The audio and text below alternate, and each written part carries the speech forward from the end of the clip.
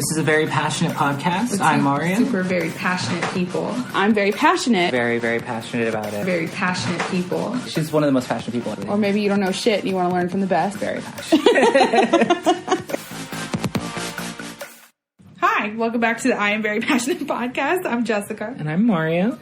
And Coco's losing her shit. Oh yeah, she has a friend over, and so she's super, super excited. So if you hear dog noises, I'm gonna let her out. It's not Jessica.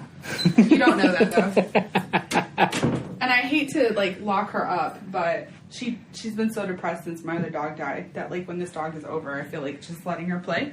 So if you hear some collars jingling, I do apologize in advance, but I'll send you videos of how cute they are. Actually, still haven't seen the other dog. Oh, you can. I'll see him on the way out. He's just gonna sit next to you and give you the biggest sad eyes ever. Oh, why? Even if you're not a dog person, people love this dog. Does he miss his mom? No, he just has the saddest eyes, and you think he's sad all the time. But he's not. He's not. Did I tell you a story about my daughter? No. So one time I walked by her room and she had Spike, that's the other dog, in her room tied up. She wouldn't let him out. She wouldn't let him loose. Uh-huh. And I walked by and I'm like, baby, let the dog walk free. She's like, but mommy, he's so sad. He just wants to be in here. And so when she eats breakfast, he sits right next to her and I'm like, baby, don't touch the dog while you're eating. She's like, but mommy, he's so sad. He misses his mommy. He told me he just has these big, basset hound eyes. You fall for it. Is he a basset hound? No, he's an American Stratfordshire, which is a pit, but he's a mix. Mm-hmm. But his bloodline is huge. He's a big dog. He's bigger than Coco, taller and stockier. Wow. Yeah, he's just such a great dog, though. I'm kind of nervous to see it. Why? Because I don't know. I'm not a big dog person. Oh, the fact that Coco jump all over I don't mind Coco. She's nice. I'm not afraid of her, and I'm not really afraid of big dogs. But they're so big. Yeah, it's hard to be I'm used to small dogs. I feel very special because Mario likes my kids okay, likes my dog okay, stuff he normally does. Either he's lying or he actually likes my kids. I'm not lying. They're cool. They're chill. Every time Madeline goes to hug you, I'm like, oh, he doesn't like kids. Don't touch him. It's fine. Yeah, I expect it. I'm prepared. Okay, good. Daniel will high five you if you ask, but otherwise he's like you. He's like, oh. He tried to high five me and I went and he messed me and he smacked my arm. I was like, okay, see you later, dude. Later. He's so cute. Oh my god, he's so funny. We have our friends staying with us at our house, and they have this huge dog. It's a German Shepherd, and I don't like German Shepherds. It will not stop barking at me anytime I do anything in my house, and it's getting really stressful. So German Shepherds are my least favorite dog. Really? They are terrifying to me. They look scary. I don't I want a dog that when Coco looks at me and she does her eyes and she's like, that's so sweet to me. I love that. And then Spike, he's very loving and kind, and he wants to be up under a female's foot all the time. He's just that kind of dog. Mm-hmm. But German Shepherds are cold and aloof, and they're not pretty. Ooh, I feel like someone's gonna get mad at me. Sorry. We have German Shepherds. It's okay. It's your taste. Not everyone likes pits, and I love pits. Yeah. I just find them to be terrifying. They look They scary. have very scary barks, too. I'm not scared of this dog because it's always in a cage, but it sounds like you're getting yelled at. Yeah. And I'm just ooh. It's because they're alert dogs, so they're supposed to, they're supposed to alert people, and they have, this deep bark. I don't know. Coco barely barks. When she does, something is really wrong, so I really like that. And Spike's only ever barked at me because they're warning dogs. Mm-hmm. So they're like, oh, okay, it's time to say something. But for the most part, Coco doesn't really... unless she's riled up. Oh. And I tell her to speak. She's a sweetie. I like her a lot. Coco's sweet. She's a good dog. I love her. Me too. I tried to discipline her, but I can't. I mean, she's pretty well trained considering. She could be better trained. I'm sure, but we've never trained our dogs like that. So, they just walk all over you. I want to, though. I may dedicate more time to that soon. My dad spoils. I want to spoil my dogs, too. It's not good. My neighbor... that one over there, I don't want to say his name, asked me, he was like, why do you let your dog stay in the house? They don't have dogs. Uh-huh. So, I don't know. I was like, why would I leave my dog outside? And they're like, because they're disgusting. Dogs should be outside. Who are you to judge me? And I was like, well, he's kind of old school, too. And I was like, well, my dogs are like my children, and I don't let my children sleep outside, so why would I let my dogs? And I walked away. Mm-hmm. This is also the man that said, I thought you were a bitch when I first met you. Oh. But I'm super shy, like, when I first meet people, and I think it comes off as, like, cold and bitchy. Maybe so. I don't know. Damn, that's He's just... super honest person. That sounds it. Shit. It's fine. Damn. I don't feel judged at all by him, because I judge him all the time. Oh, do you? Yeah. There's a whole lot of stories over there on that side of the fence. Oh, wow. Yeah. We'll talk about it in private. Oh, okay. I'm excited to hear this. Yeah, there's a lot of stuff. Wow. But now let's get on to our icebreakers. So the first thing I want to talk about, because you haven't heard about this until I just mentioned it before we started recording, but Apple has launched a credit card. Which seems really cool. It's actually a really cool looking card. Oh, shut up. It's titanium and it's white. And so just like really Apple on brand. And it has an Apple logo etched into the titanium and your name etched into it. And the card number is not on the card. Oh, it just has a chip and the magnetic stripe. And then it says Goldman Sachs on the back because it's backed by Goldman Sachs. And it has the MasterCard logo. And that's all it's on it. Ritzy card, Goldman Sachs. It's gorgeous. Like... I'm going to look a picture really quick. Do it. It's very pretty. It's just... There's like... It can stain easily, apparently. So like it's white, so I'd imagine so. Exactly. So they're like, don't put it in your jeans... Don't put it in a pocket with another card. Don't let it touch dyed leather. Like I'm so glad you don't have seizure disorder. Oh, that is a flashy pen. Yeah. But it's really neat. Like the user, you have to. I'm pretty sure you have to have an iPhone to use the card. Because that's how you activate it. Like it comes in like this cardboard sleeve thing. Wait, so you have to have an iPhone? Yes. So like I can't be a Google owner and use the card? No. Yeah, because to activate the card, you have to place your iPhone. Like, it comes in this like, cardboard sleeve, and when you open it, there's the card, and it's really pretty, and there's a spot you have to hold your iPhone up to activate the credit card. But then also, it's predominantly used through Apple Pay, and you get bonuses for using it through Apple Pay. So, like, you get a certain percent cash back. You get, I think it's, like, 2 to 3% cash back on any purchase made through Apple Pay. Mm-hmm. Excuse me, if they accept Apple Pay, you should use that versus swiping the card. Like swiping the card is there for like they don't accept it, but you want to still put it on here. But like it's also really cool because the user interface for it is through like one of the like the wallet app, and it color codes all your purchases, so it shows you based like you could just see like what you're mainly buying based off the color of the graph. Like it's just a very interactive, intuitive thing. No, but it's so smart because if you think about it right now, Apple Pay is linked up to your bank account. It's linked up to other credit cards. Mm-hmm. Now Apple's saying like, fuck it, just link it up through us and just pay us. That's such a smart business move. It really is. I would like to place bets on how long before Google comes out with something similar. See, I would never trust Google with my... No, but what I'm saying, like, I just want to... I can see them trying it, but it's just Google I don't trust with things like that because everything with them is open source. So with open source stuff, it's easily hacked. But what if they made their credit cards, like, on a different platform and it wasn't open sourced? Well, if it's through Android, it's going to be open source. Oh, okay. You mean like if they follow the model exactly. Exactly. So if they copy what Apple does, because they copied Apple Pay with Google Wallet. Yeah, and then they now and I would never trust Google Wallet. And they have a Google phone.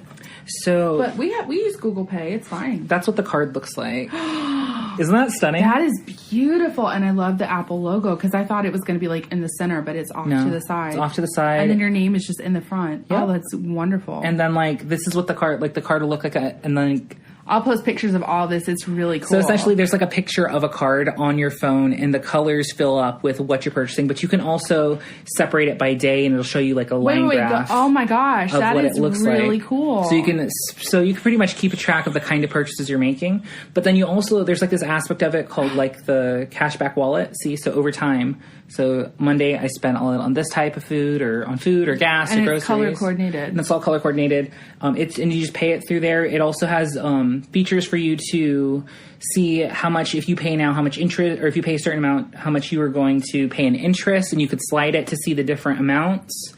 Like, it's just really intuitive and cool as hell. It's really self-explanatory. It's very, very much so. But also, like, the cool thing about it is your card number is not out there. You can get the card number. But you don't need it. You don't need it because you have the physical card. And then a lot of things online now, most websites will accept Apple Pay. So, like, there's very, very, very... if I go purchase something and they don't give the option for Apple Pay? Like, well, then you would use the card. But, like, what if it's online? And doesn't accept Apple Pay. Then you can get the card number, but you have to use your face or fingerprint to unlock it. It's just you're taking that chance of your card being compromised. But that's so fucking cool. It makes me want an Apple phone. Really? Yeah, it really does. Like, I love everything that you're showing me. I would love to keep track of, like, my purchases like that. Mm-hmm. And so it's 2 to 3% cash back for purchases made with the card or only through Apple Pay.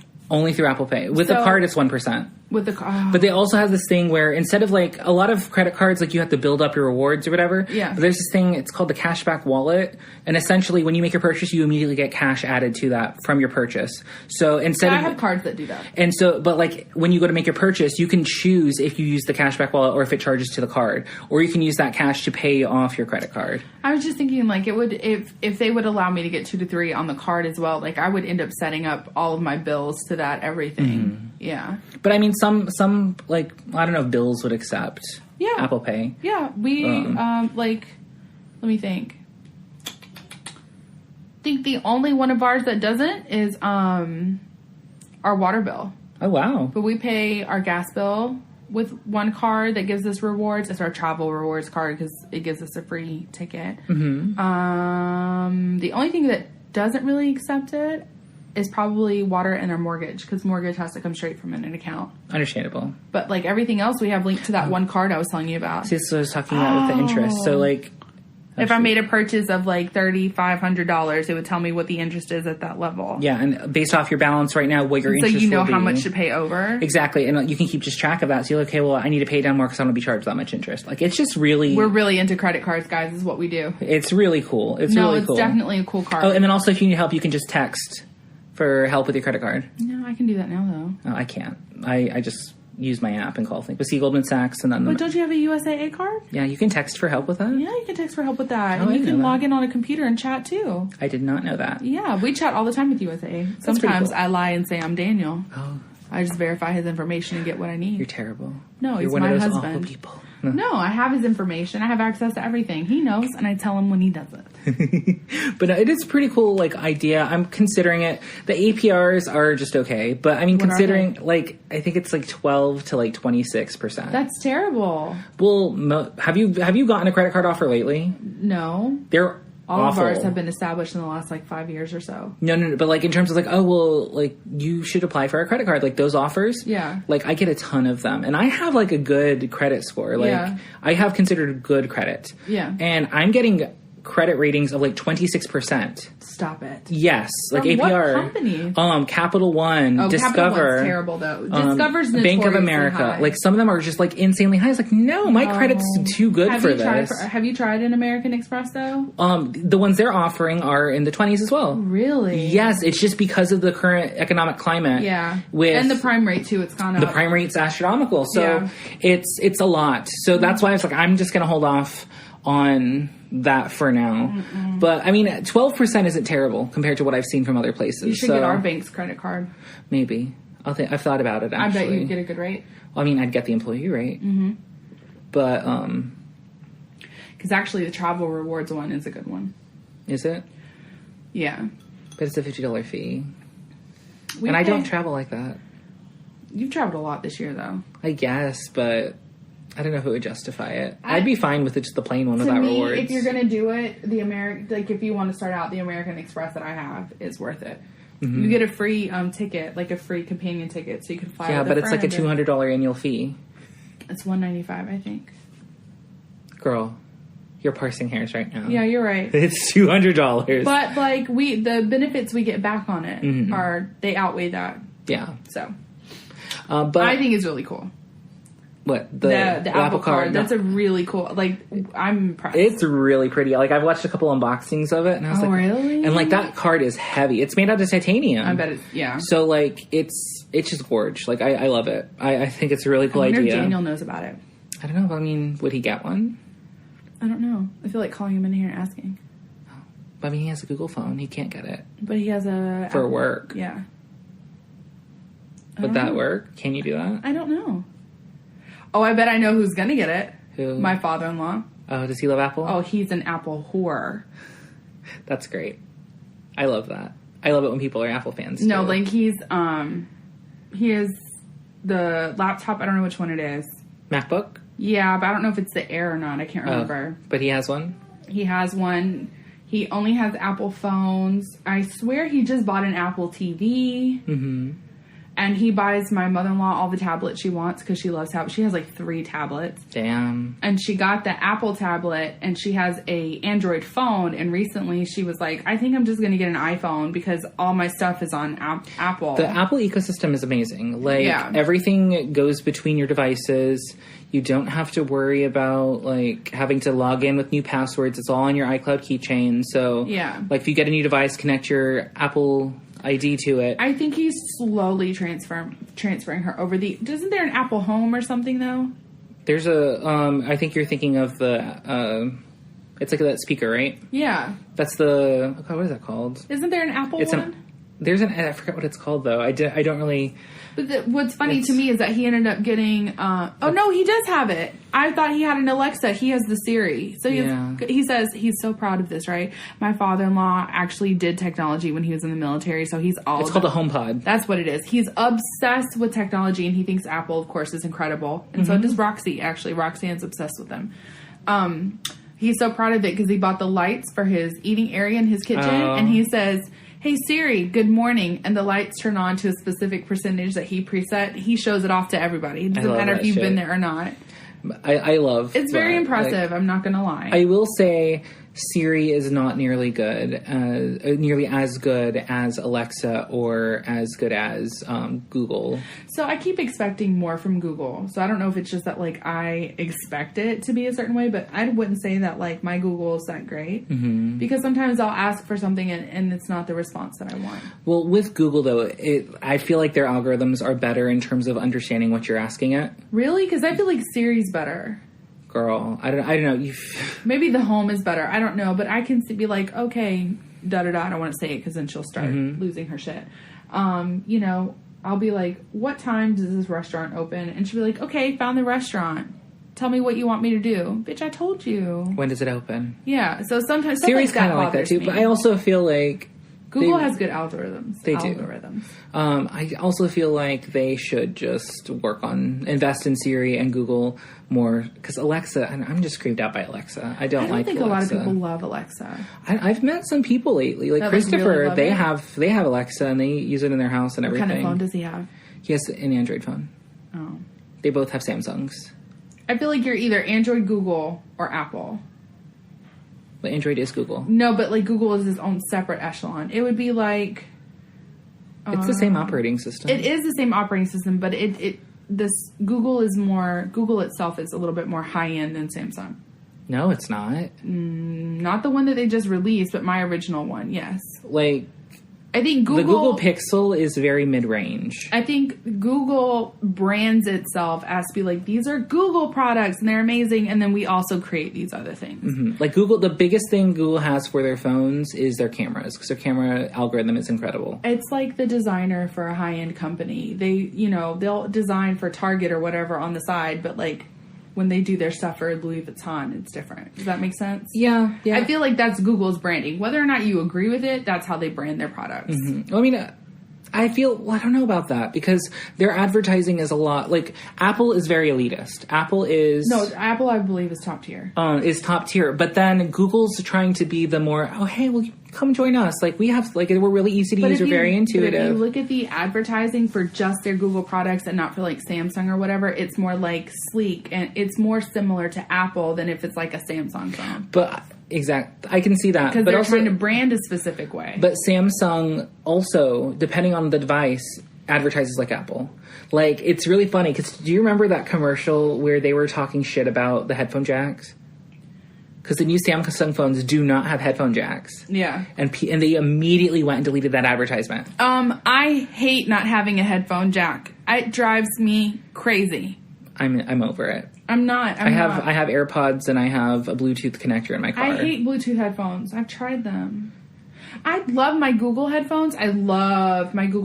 But they're not comfortable. I've taken the thing out. They're not. Have you seen them? I have. My Google ones? Yeah. Like, I love, like, you should really look into... I hate them. Not into Google. They have Google Buds, which are like the AirPods, but Google version. Are they good, though? From what I've heard. But, like, my AirPods are everything. Like, it's so easy. Okay, they're clean. Do you want to put them in your ear and see how they feel? Sure. They're not comfortable at all because, like, look. So let me show you. Yeah, it's so fucking weird. So I get what they were trying to do here. So you can adjust to fit inside of your ear canal by, like, holding this in different places. Oh, to be able to push it in. Right, and I hate it. It's so uncomfortable. You have a hair. Oh, well, here, use this one. Fine. That's my blonde hair. No, that's very much a black hair. Then it's my black hair. You have black ear hair, girl. No, I do not have black ear hair. Stop inspecting my headphones. That is an ear hair, girl. That is not... Let me see, where? In the speaker. Oh, that's a cocoa hair. Oh, are you sure? Yeah, I'm positive. Look at my ears. I don't have a hair growing out. Do you know how long... in your ears. It's just like a nose hair. Here, she just on. Bit it out. I'm trying to... I didn't bite it out. It didn't come out. Here, put that back in there for me. My hands are sweaty. Okay. And you just, like, push down. Like, no, pull it down so that it becomes skinny and fits in the hole. Mm-hmm. Now put it in. Is this the right or the left? It should tell you on it. The right. Yeah. Huh? They're not comfortable to me. That's not bad. It's so uncomfortable, and this will rub at my ear. I'll show pictures of it. I like the headphones, but they're not comfortable. I should do. I didn't know that Google even had, like, buds. Yeah. I didn't know. Like, AirPods are so easy. You literally just... AirPods intrigue me. Flip them over. Like, I'll let you play with it when we're not recording, because it will fuck up the recording. Oh, okay, don't do it. But, like, if you want to connect it to the device, you just open the... Like, as long as your Apple ID is connected to your device. So I would just hold it up to my iPad, flip the thing open while the iPad's unlocked, and it'll connect it, and I just listen. My brother-in-law bought me these really nice, like, I guess they're supposed to be, like, knockoff AirPods, so it's fine. Mm-hmm. And they work great, but I feel like the range isn't close enough. Like, AirPods can handle, I think, up to, like, 150 feet away. But also, I use only headphones when I sleep at night because it helps me sleep. I listen to things while I sleep, and, like, they come out. I'm so scared of losing them in the bed. Are they individual ears? They're individual ears. Okay. So I don't use them at night because I'm so scared of losing them. They're really nice, They have cords you can... I know it sounds silly, and it kind of defeats the purpose. But I have one just in case, like, I'm walking around or something. But essentially, it's a silicone band that you can use to connect them together. Like, you just stick the AirPod in. Oh, no, I think that's cool. That's not silly at all. And so, like, if you're running or whatever and it slips out, it's not lost to the world, or you don't step on it by accident. Oh, it must be in my car. I like the ones my brother-in-law gave me, though. They're really nice. It's just I'm scared of losing them at night. Mm-hmm. But you can buy these for, like, $4 at Walmart, because it comes with, like, an AirPods case. I just need to go to Mario for all my technology, partly because he doesn't judge me, because if I ask my husband, he's like, you should know this. And I'm like, I just don't care. I just like educating people. I just like educating people. No, but sorry, we got off on a huge tangent. 22 minutes and we're talking about Apple. The credit card is really cool. I'll post pictures because it's really, really impressive. Mm-hmm. I wonder if Daniel knows about it. Should I call him in here and see if he knows about it? About what? I don't want to put him on the spot because what if he doesn't want to be on the podcast? Yeah, Google Buds or... No, the credit card. Oh, I don't know. I'm sure he's heard about it. I'm sure he has too. But... I feel like deep down he wants an Apple phone, but he won't admit it. But why doesn't he just switch? I don't know. Does he think you're going to judge him? No. Honestly, I'm a Google person because of him. He really likes his Google phone, though. Google's neat. Like, sorry. Go ahead. No, I just say Google's neat. I prefer the Apple ecosystem. That's what keeps me in it. Because I have a MacBook, I have an iPad, I have an iPhone. But you have everything to support your Apple, so it makes sense. But you have... the only thing you'd be missing out if you got a phone is an iPad.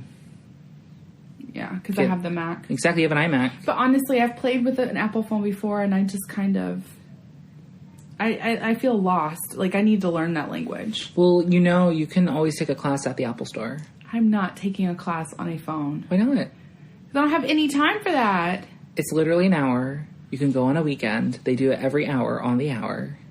It's not that hard. Like, they pretty much show you the basics of how the phone works. Because, I mean, if you think about it, learning a new operating system is something you should learn. Like, take the time to learn, or else you're never going to be satisfied with your device. You're not going to utilize everything that I have first, like, my hairdresser recently switched. My former hairdresser, just friend now. My children are friends. He recently switched to iPhone from Samsung, and he. That was my daughter, the little brat. He recently switched, and he only switched because, like, his new hair studio. He works for Paul Mitchell now in Vegas. Okay, impressive. I know, like, he's like a... Wow. He's good. Like, he's like a master stylist or something like that. Yeah, my colorist is a master colorist. He's a master colorist, too. Yeah. But, like, he He's like, well, all of their devices, they all use Apple. So, like, with their calendars and stuff, it's easier for him to sync it to an iPhone. So he switched. And then he went and took a class on the iPhone. Yeah. And he's like, oh, my God. Like, I understand why you love it so much. Because there's so many different things that your iPhone does that you don't realize. And he loves it way more than the Samsung. We should go to Vegas and just, like, pop in and see him. Well, I mean, I know he'd let me stay at his house. So I have a place to stay. I want to stay on the Strip, though. Oh, I don't know if I do. I've stayed on the Strip before, and it's not that special. Oh, I've never been to Vegas. I don't like Vegas. It's dirty and hot. And I don't gamble. Have you been to New York? Huh? Have you been to New York? Like, city? Yeah. Yeah. And you like New York? Yeah. So it's dirtier. So Vegas is dirtier than New York. Well, it's dirty. It's trashy. I love trash, they literally are handing out, like, stripper pamphlets everywhere you go. I love that. And there's trash everywhere on the floor. Oh, I don't love that. I can't get comfortable. I don't know. It's literally a road in the middle of the desert. And then everything else is just barren. That just seems cool. I don't know. And they have well water, and it's different. I want to go. I would not live there. I don't want to go to Vegas. I don't think I would live there. He's trying to convince me to move there. I think he needs friends. Oh. Not like romantic. No. He's like my brother. Yeah, I got you. You gave me a look. No, I meant like he wants you to move there. Like I would not picture you moving in Vegas. That was my. No, face. exactly. I don't really feel like you told Vegas me Seattle, is my scene. Portland. I'd be like, yeah, I can see that. Yeah, no, I would love to live in Portland or Seattle. I wish Seattle wasn't so expensive. Yeah. That'd be a dream. Would be cool, though. Or Chicago. I could see myself in Chicago. I don't know. My sister-in-law is from Chicago, and the second she could get away, she did.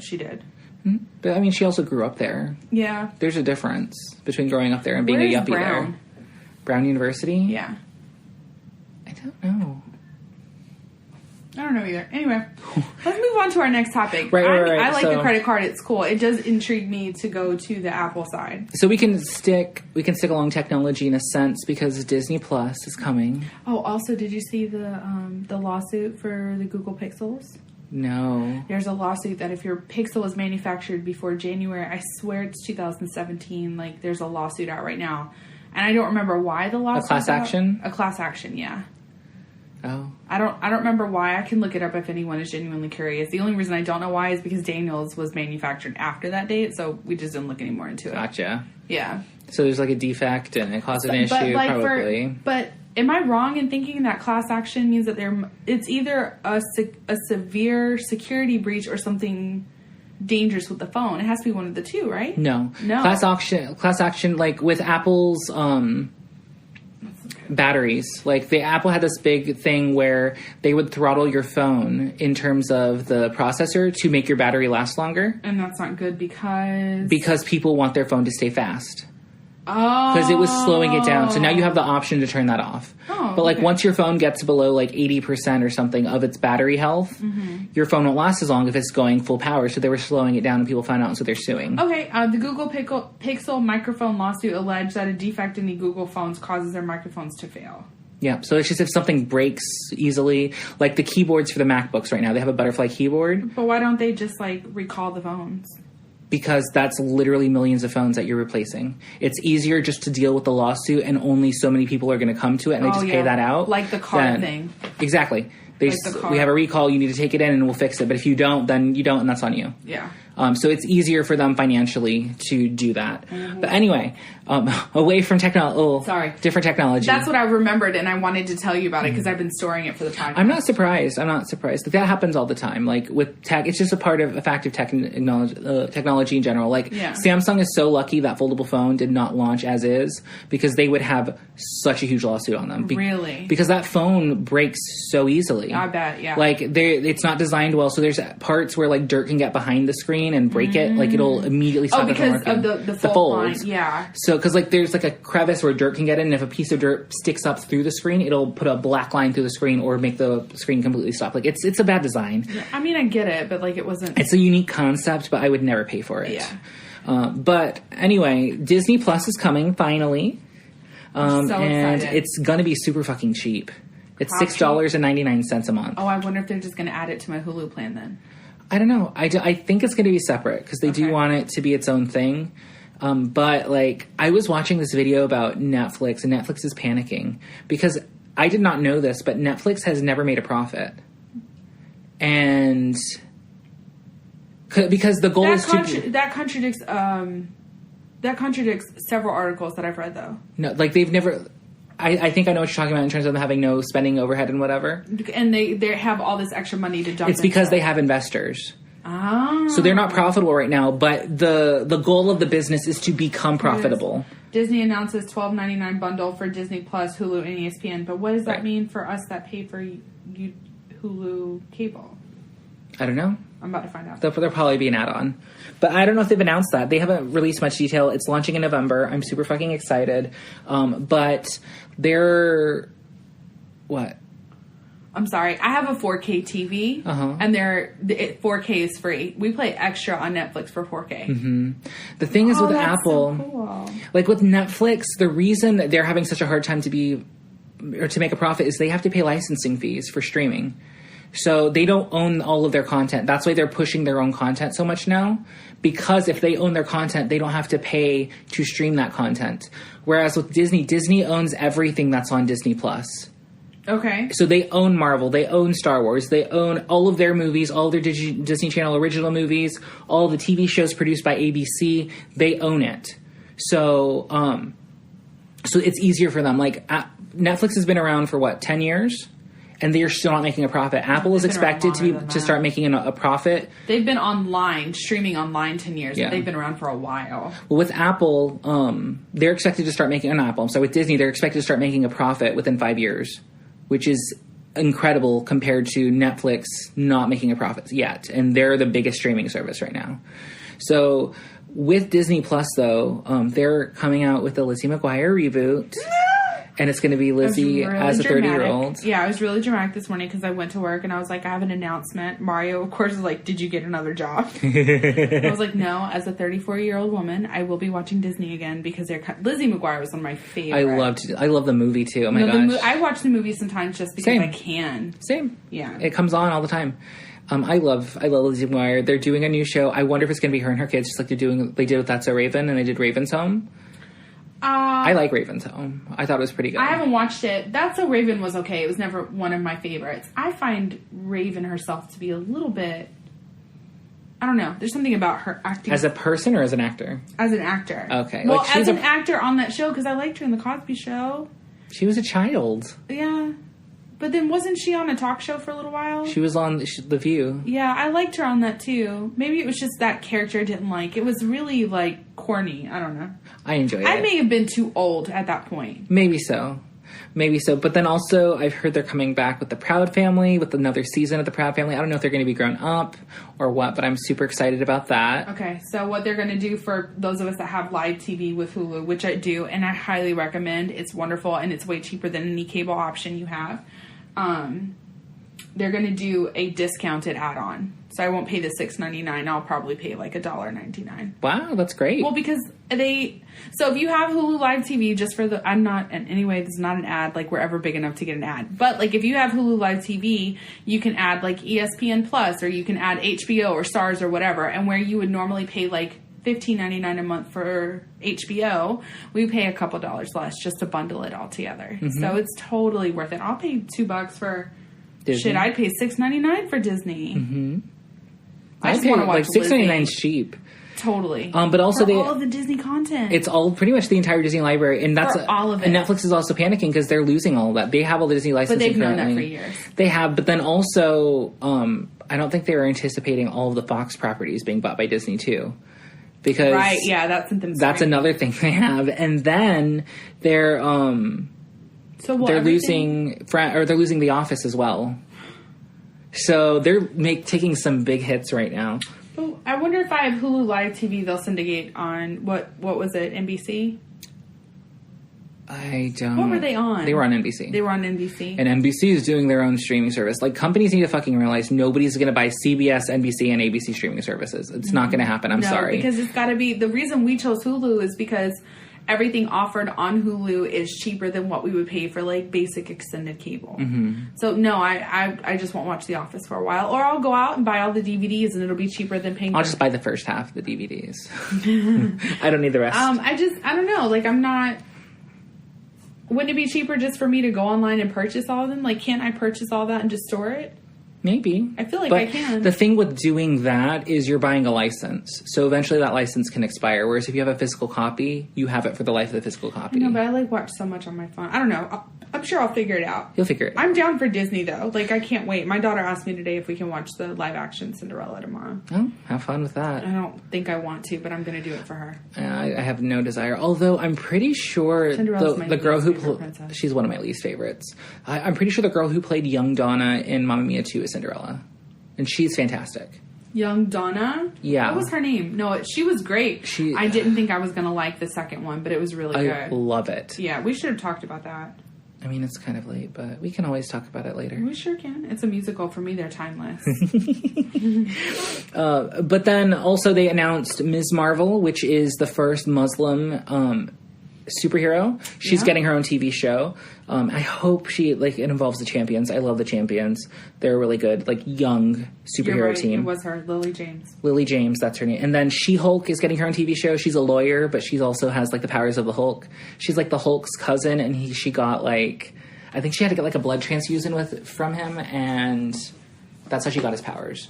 I might be into that. She's cool. We're super into the female Marvel right now because Madeline is slowly creeping over to the nerdy side of our family. Aww. Where she's been super girly, but she's been really into comic books, and she loved Captain Marvel, and she's like, Mommy, will you watch Stranger Things with me?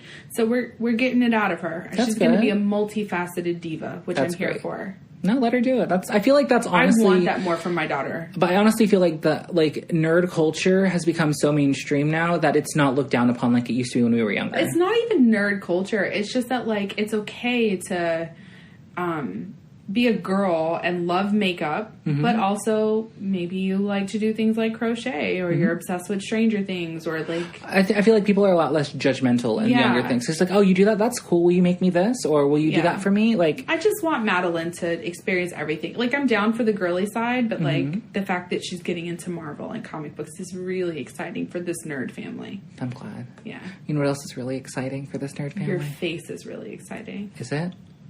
No. Oh, am I sunburnt again and I didn't know it? No, so I wasn't prepared. So the Meet the Queens for RuPaul's Drag Race UK's first season has launched. Yeah. And I'm really excited. There's a lot of very interesting queens we've never seen, and there's also the youngest drag queen ever to be on 19. Wow. Yeah, 2 21-year-old drag queens have won. No, 3 21-year-old drag queens have won the show. But this is a 19-year-old. Her name is... God, what is her name? Scaredy Cat or something like that? I'm not really here for her aesthetic. But, maybe she'll win me over. What's wrong with her aesthetic? She just seems very weak. And she's a super tiny Twinkie boy. But, there's just something about her that seems frail. And maybe she's just really thin and I'm not used to it. But I don't know. And then she just seems kind of meek. But there's Bag of Chips, which I think is... hilarious. Bag of Chips is a great name. I was really intrigued by her. There's one called Crystal, and I'm pretty certain her name used to be Crystal Beth, as a pun on crystal meth. But they made her change it. Sometimes if your name is too controversial or has a swear word, they'll make you change it. So Alaska. Alaska is Alaska Thunderfuck, but on the TV show she was just known as Alaska. So they kind of edited them. But from what I've heard... it's going to be a little bit different than the normal formula. It'll still, of course, have challenges, but a lot of it's going to be UK-based. So, the Spice Girls are supposed to be involved in some way, and there's a whole Spice Girls challenge, but I'm pretty sure, Baby Spice is going to be on, because Baby Spice was on one of the original seasons. But also they're saying that Netflix is supposed to get the distribution rights in America. Well, I don't see anything about it just yet. I haven't, but that's the rumor on the street, and all the rumors have come true so far of what we've heard. With this trailer, it confirmed a lot of things. Okay. So I'm hoping... Because I just looked to see if they had announced anything for a date, and so far there's not a date for... October 3rd is when it's coming out. Right, but not for an American release. Right. So it said UK release on Netflix. It didn't say American release. No, it's on iPlayer in UK. Oh, I don't know. That's just what I just read. But we'll see. It looks fun. I'm really excited, but I'm also kind of a little bit nervous because they've been doing 2 seasons of Drag Race a year, and I've been getting a little bit fatigued because it's All-Stars and then it's a full normal season. And now it's going to be Drag Race UK, All-Stars, and then a full normal season. So based off this, if it's starting in October, it's going to go from October to May of every week an episode of Drag Race. And by the end of just the 2 seasons, I was exhausted. So UK has all the Drag Race on Netflix, but not here in the States. Yes, because they fucked up. They put an advertisement for All Stars 1 at the end of an episode, and that broke their terms, and so they broke their contract. And so now Amazon has the streaming rights in America, but you can only stream the first 5 seasons. You can't stream the last, Well, at least I know 7. that, because I have Prime, too, so I can go watch it. You should. I didn't know it was on Amazon. Yeah, they have the first 5. And those are, honestly, season 2, 3, 4, and 5 are probably hands down the best seasons. On 6, but they're 6, not 6 is on other. Like, those are, like, the golden age. So I can just jump to 2, 3, 4, and 5? You don't have to watch it. Well, 1... is a very different show. It was the first time they did it. There was a filter on the most of the show, so it looks just really fucking blurry. So I can skip one and you could skip one. Can you do that? For some reason with reality TV, I can. Okay, yeah. Brooke, our coworker at work, we miss you already, boo-boos. She handed me a book this week and was like, here, it was really good. And I was like, well, I don't know if I want to read it. So I started reading it, and I kind of got into it. And then I just, flipped to the back cover, and the front cover was reading. And it's the second book in a series, and I was like, I can't read this anymore. Like, I don't know what's happening. Bless. But I have OCD. With this, it's not like that. Like, it's a completely new batch of No, queens. and I know that because you told me the last couple seasons had, like, a different format than, like, the middle season. So, for me, because it seems like a new show every season, it's kind of like The Bachelorette. Like, you can watch that current season and it's relevant and not need to watch the rest. They don't feed into each other. Exactly. Well, I mean... to know people and faces, but the outcome... Not even that. Like, the season 1 was considered the lost season. So they never referenced it too much until way later. Like... I'm going to watch it. I mean, it's a very short season, Not the first season, but I'm going to watch the other ones, especially the ones with Alyssa Edwards. I genuinely love That's season 5. All Stars... I want to rewatch Dancing Queen. All Stars is not on Prime. Oh. So it's only like the plain show, which is fine. But I will tell you, Alyssa Edwards is kind of a villain of her season. I'm okay with that. She's kind of a villain anyway. I like that about her. I like a underdog, catty kind of person. I just made Mario watch a scene of Gilmore Girls he's never seen before, and I think it's Emily's best scene of all time. It was really good. He genuinely liked it. I did. I really did. Yeah. Because I knew you hadn't seen it. Like, I just knew, like... I knew you love her. I don't know. So I'm okay with a villain, because Emily's kind of a villain, but I'm okay with it. She's just misunderstood. Definitely. Yeah. Definitely. And speaking of underdogs, it's time for our weekly Lizzo update. Lizzo. The Lizzo update. So pretty much, like, something new happens with Lizzo every week, and we just get excited because we stan her. So hard. She happened to tweet, like, that Barack Obama was the first president she was able to vote for, and she doesn't know who she's voting for this run yet, but it's sure. We all kind of don't know. Well, of course not, because we have to wait for the primaries to be over. Primaries haven't happened. But whoever it is, it sure as fuck isn't Trump. But I also feel like this time of the year during election years, we kind of know who's coming out of the primaries.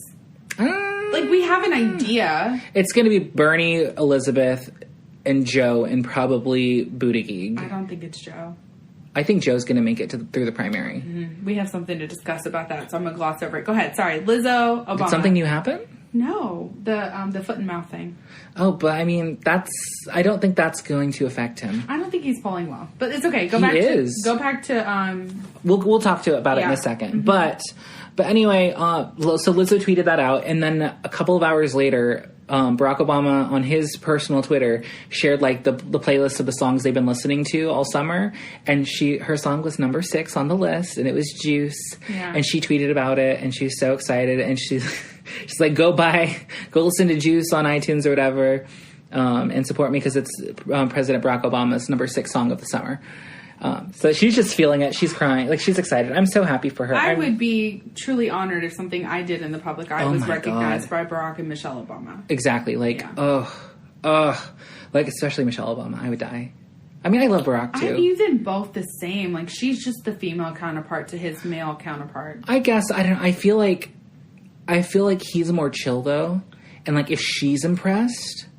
Like, I'd want to work harder to impress her than him because I feel like he'd be more accepting. Not that she's not accepting. No. I feel that. But, like, she has standards. And he has standards, too. Yeah. But he's willing to, like, be a little bit more flexible. Yeah. She's like, no, I'm going to hold myself to my standard. You see him going along with, like, his daughters. So, his daughter's like Lizzo. He's going to listen to be the cool dad. But, like, if Michelle is listening to Lizzo then while washing her dishes, like, it's a shit. And we all know Lizzo's a shit. Because she's a tastemaker. She has great taste. Michelle Obama is our new standard in life. I'm so fine with that. I love her. I think she's wonderful. I love her too. It's a shame she said she's never going to run for president, but she hates DC. She does. That's what I was telling Christopher. Christopher was bringing it up because Michael Moore is like pushing it. No, like she's the only one who can guarantee to beat him. My brother told me when he was there he was working in the White House. I think the first half of his tenure, and he was like, "Oh, Michelle hates DC. They're never coming back when they leave." And he told me, and I believe him. I believe him it greatly. Now, speaking of politics, let's go ahead and move on to our first segment. I'm ready to trash people. All right, we'll be right back with some trash.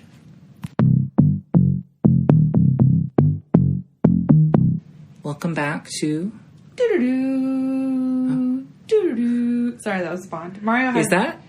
Yeah. Or is that Mission Impossible? It's Mission Impossible. I thought Mission Impossible was dun, dun, dun, dun. Yeah, but it starts that one. Okay.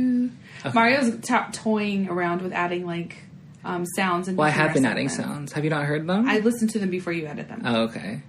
Like, I've been adding sounds. Oh, I'm going to go back and listen. I know we talked about it. I know you started. I did, because I was like, well, I found, like, this one's okay. Mario's a wonderful sound editor. Oh, sure, Jan. You had to use it somewhere today, I did. I really did. But no, so it's been a couple of episodes since we've done like a major political discussion. Yeah, we tried to take a break. There was a lot going on politically. Yeah, so we have just a couple of things we wanted to bring up and discuss. Mm-hmm. So first of all, Trump wanted to buy Greenland.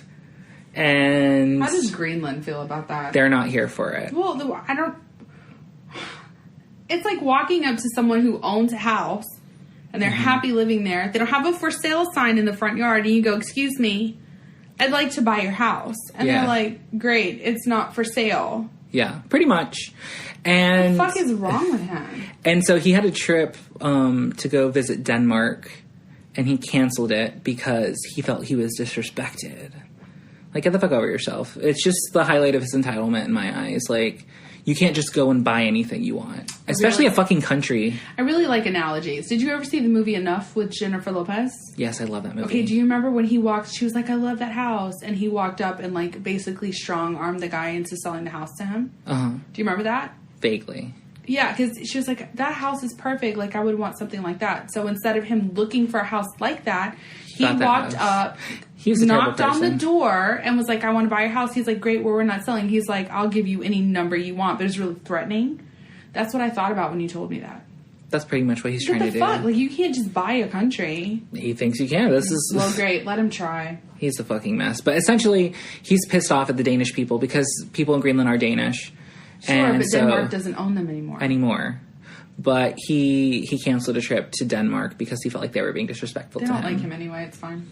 I hate him. They're peaceful people. They don't like Trump. They really are peaceful. And it's a shame. Most people don't. I know most countries in the world aren't a fan of him. My sister-in-law wants to teach at a university in either, like, Norway, Switzerland, like one of those, like, fast-forward educational countries. Yeah. They have, like, amazing...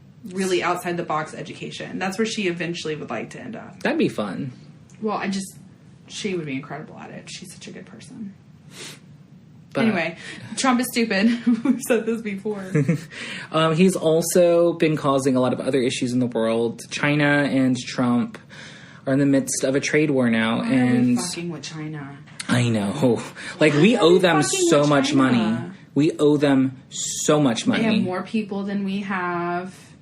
They have more resources. I mean, they have more resources. There's no way you can't tell me they don't have, like what is it? Biological warfare on hand. I'm sure. Stop fucking with China. It's because he has to feel like he has power and he's a fucking idiot. But he So China announced that they are adding new tariffs to $75 billion worth of U.S. goods that are imported into the country. We owe them money. They have every right to. But then Trump retaliated and is raising the tariffs on $550 billion worth of Chinese goods. I can't wait for this election year to be over. Girl, we still got a year and a half. No, we don't. November of next year.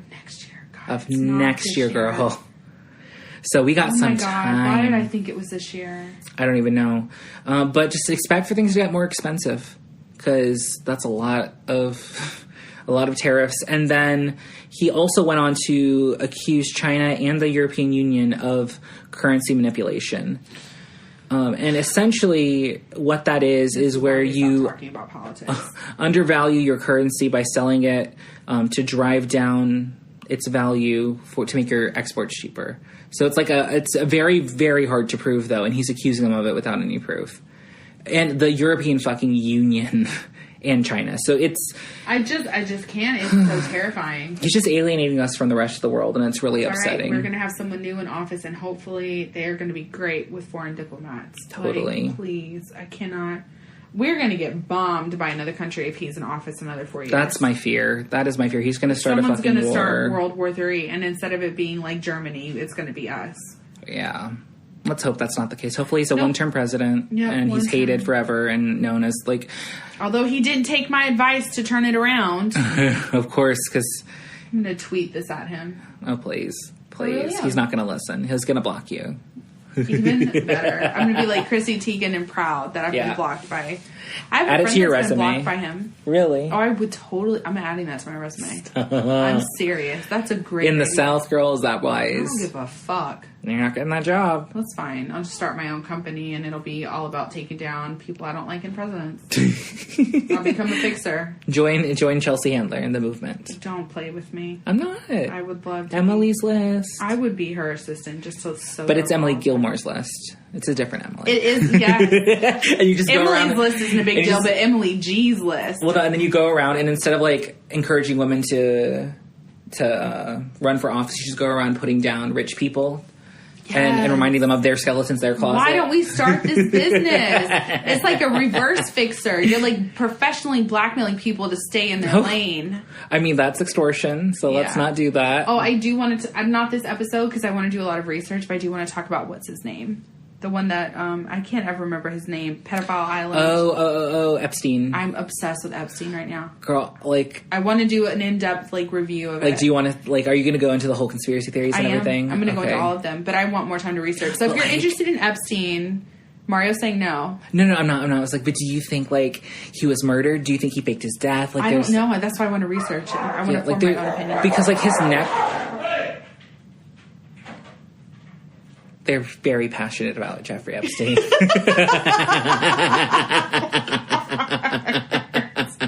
No, there's a dominance issue with them sometimes. Sometimes there is a dominance issue. No, but I genuinely want to add that to our list of brainstorm topic. Yeah. I want to dive so deep far into Jeffrey Epstein, because I was listening to a podcast that Daniel listened to, and he was like, you have to listen to this part. And they talked about like what they think about Epstein. Like there's a whole theory out there. Is the last podcast on the left? I don't think so. Okay, good. I can't stand them. No. No offense, guys. It's not our cup of tea. It's not my cup of tea. I don't listen to them either. It's just I feel like they're always trying to one up each other, and it's like, okay, we get it. You're funny. Like, calm down. I just want to hear the story. I'm okay with riffing, but not riffing to like make someone else look bad. Yeah.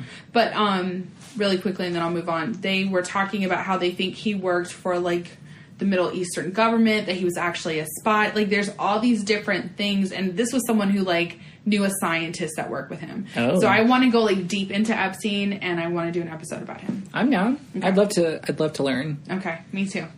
But I'm gonna put that on my list. But no, so hopefully we will have another person in office that is not Trump after this, and I don't know if it's going to be Kamala Harris now. Because we were like here for her for a minute. I told you. But after this most recent debate, it's been a minute. It's been almost a month since it happened. But we took a break, like we said. Exactly. But Tulsi Gabbard went after her, and Kamala. And at the starting of this debate, before it happened, she was polling above Bernie and Warren at 17%. Well, it's because she went after Biden, and she looked really good until they went after her. Exactly. And she wasn't prepared for them to go after her. Yeah, she was like blindsided. So Tulsi Gabbard went and picked apart her record as Attorney General of the state of California. And she's done some shit. Which, like, I went through at work and read everything that they accused her of. Mm-hmm. And I found articles supporting everything that Tulsi said. Yeah, and then at the very end, when she was confronted with it, she pretty much, those are all lies. That's not true. And I was like, girl, that's not fucking true. Like, there's evidence. There's proof. Yeah, and so Mari and I went back and we found a ton of articles. I can share links to our podcast episode. Mm-hmm. It basically breaks down everything that Tulsi Gabbard accused her of, like basically ignoring evidence that would have set an innocent man free. There was a lawsuit with she was using an employee of like a lab that was known to not be good and eventually got fired. Like it's just like this whole big mess of her in office. And she claims that she didn't know, but then like the Times did an in-depth review of this particular case and like people in her office were coming forward like, we told her. Yeah. She knew. So I'll post the articles, of course, to like our description, our link in bio and all that. But it was really interesting to see that. Because I think a lot of people were here for Kamala Harris after she went after Biden. Yeah. We were too. Well, I didn't like the way it was done. I think it needed to be done, but I didn't like the way she did. I would have handled it more like Michelle Obama, because I'm sure she wasn't impressed. But I'm not surprised that they went after her. The debates, here's my issue with the debates. There's too many people. I agree with you, but I feel like now debates are no longer what they should be about, right? We should be debating like actual our policy and what we're going to do and how we're going to do it, like Elizabeth Warren, because she has a plan for that. Exactly. But like everyone now is just trying to eliminate the biggest competitor at that time. That is confusing to the American people. Mm-hmm. It's not helpful for what we're going to vote, and it makes you look like a bunch of children. Yeah. Your politicians, there should be something very noble about being a politician. Instead of like it's known as it's a career. It's a career, and also like it has like this shady kind of feel to it. Definitely. Like it should change. Like politics started off with wholesome beginnings, and it's kind of evolved into a monster. Right, because now it's of about money and prestige win and clout. By any means necessary, and it shouldn't be that way. You should win because you're the most qualified for the position. And not because you have a lot of money. Right, like that's messed up too. Like I feel like you should almost like not be allowed to take any money to campaign. No, exactly. Like, and the government should equally fund all the people who qualify. And this is also, I think a lot of people feel that way because this is also why everybody is celebrating the fact that David Koch just died. Yeah, well, I didn't know anything about it. I didn't know who he was and what role he played, but Mario sent me some articles. So essentially, the Koch brothers are like billionaires.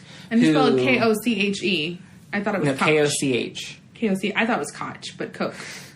That sounds too much like crotch. They would never. A bunch of crotches. So essentially, they're huge Republican backers.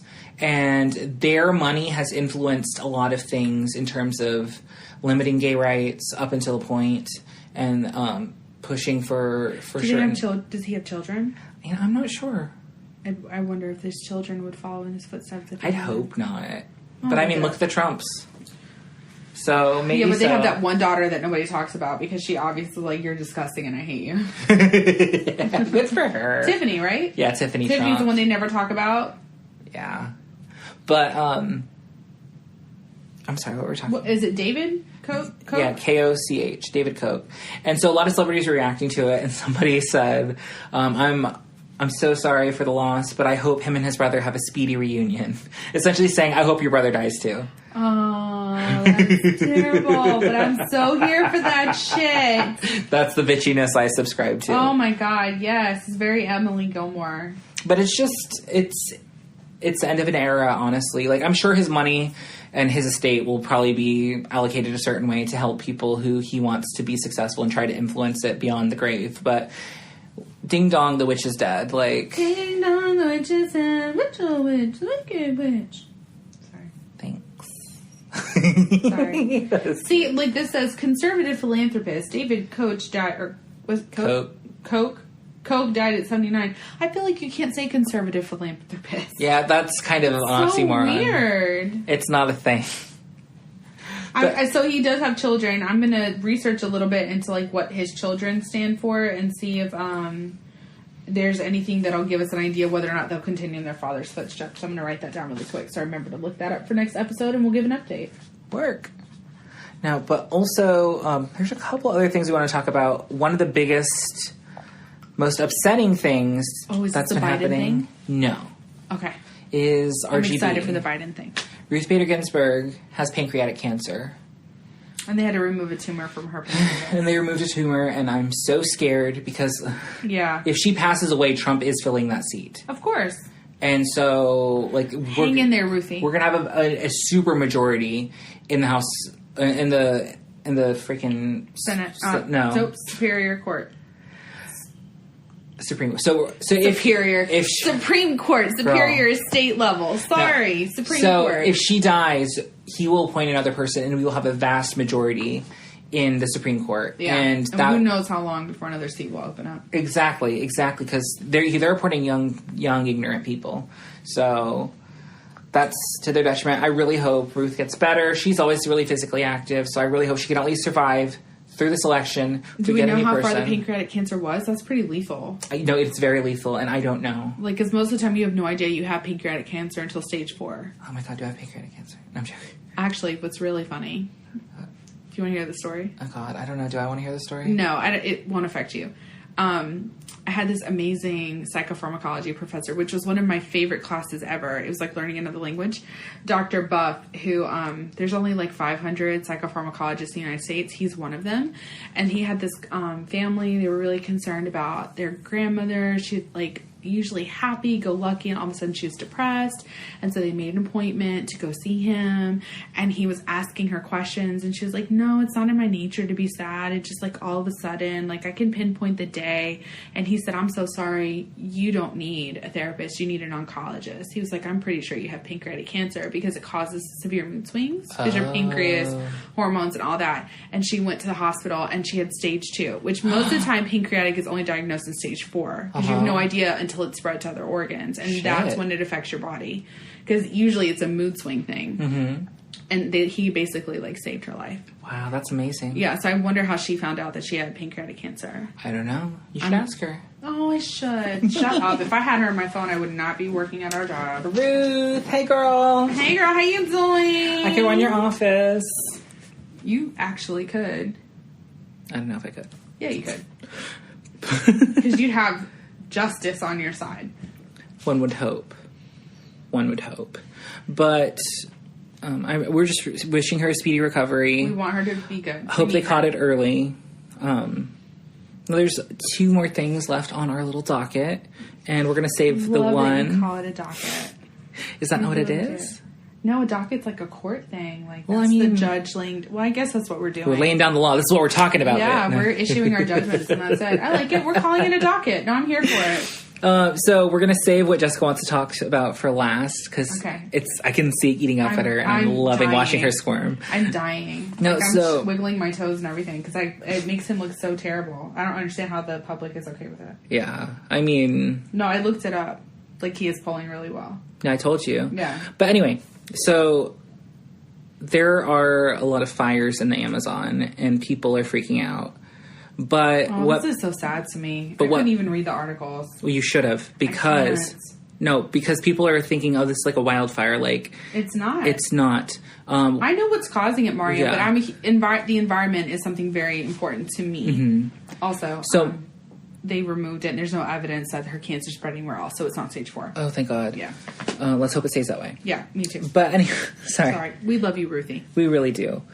But their new president deregulated a bunch of environmental protections, so now they are burning the rainforest in order to raise cattle, amongst other things. So it's more economic. He's trying to create like pastures and stuff. Exactly, and the world is freaking out, and they're not wanting the world to intervene because they feel like they're trying to overthrow the government. So I know a lot of this because of Sheena.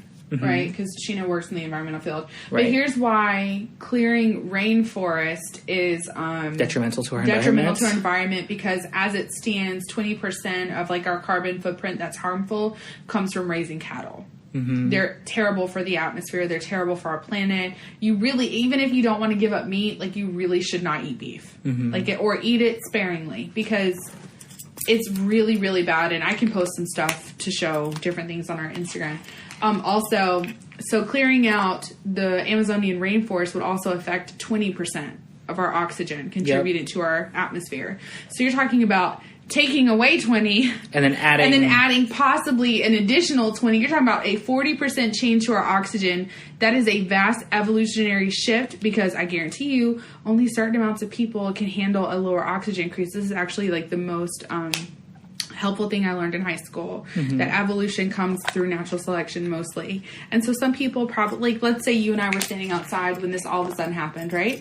What if, like, Mario could stand the change in the oxygen level, but I couldn't? So I would eventually die, and then Mario would eventually mate and find someone else who, theoretically, scientifically speaking, don't make those faces at me, eventually find someone else who also existed with that shift, okay? That completely changes the course of But people who live in the mountains will be fine. Yeah, people who live in the mountains are okay, but it's insane to me that, like, it just goes back to corrupt governments trying to be in charge, trying to tell everyone what to do because they think it's best for them. He obviously is the president, wants the revenue to go up in his country and wants to get that money. That's what it is. It comes down to the Whereas, dollar. like, we are still a planet, sir, and we have to survive floating in space without dying and falling off the face of, like, the sun. Yeah. So I don't want to read any articles about it because I'm well aware. Capitalism is just the enemy of everything. It really fucking is. Like, it makes you think that maybe Marx had, like, the right idea. Maybe so. Maybe not as extreme, but... Maybe not as extreme, but, like, hey, let's just, like, you know, help each other. Everybody. Yeah. Exactly. Let's barter with goods and not money, because obviously money is what fucked everything up. When we were bartering, it was fine.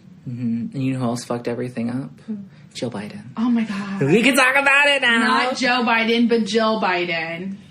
So go on. Go ahead. You can do it, girl. She's been wanting to talk about this for the last hour and a half. Because Mario sent this to me. And because he was like, what do you think? And he sent me the article and I read it and I was like, oh my God, that's so fucking desperate. Because Jill Biden said, I don't know the exact quote, but basically what she said was, even if you're not sure who to vote for, like, you should vote for my husband because he's the most electable. Yeah. Which felt so desperate, so cheesy. She looks so dumb, but it worked. He's polling at 12.5% as of today, higher than he was.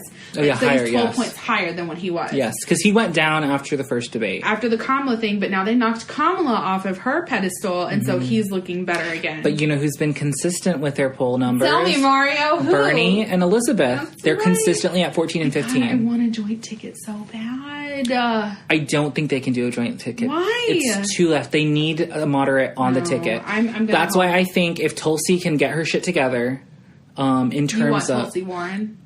I don't know. Like, Tulsi has some things that she needs to account for. Like, she supports certain Islamic groups that are very anti-woman, and then also she has a lot of.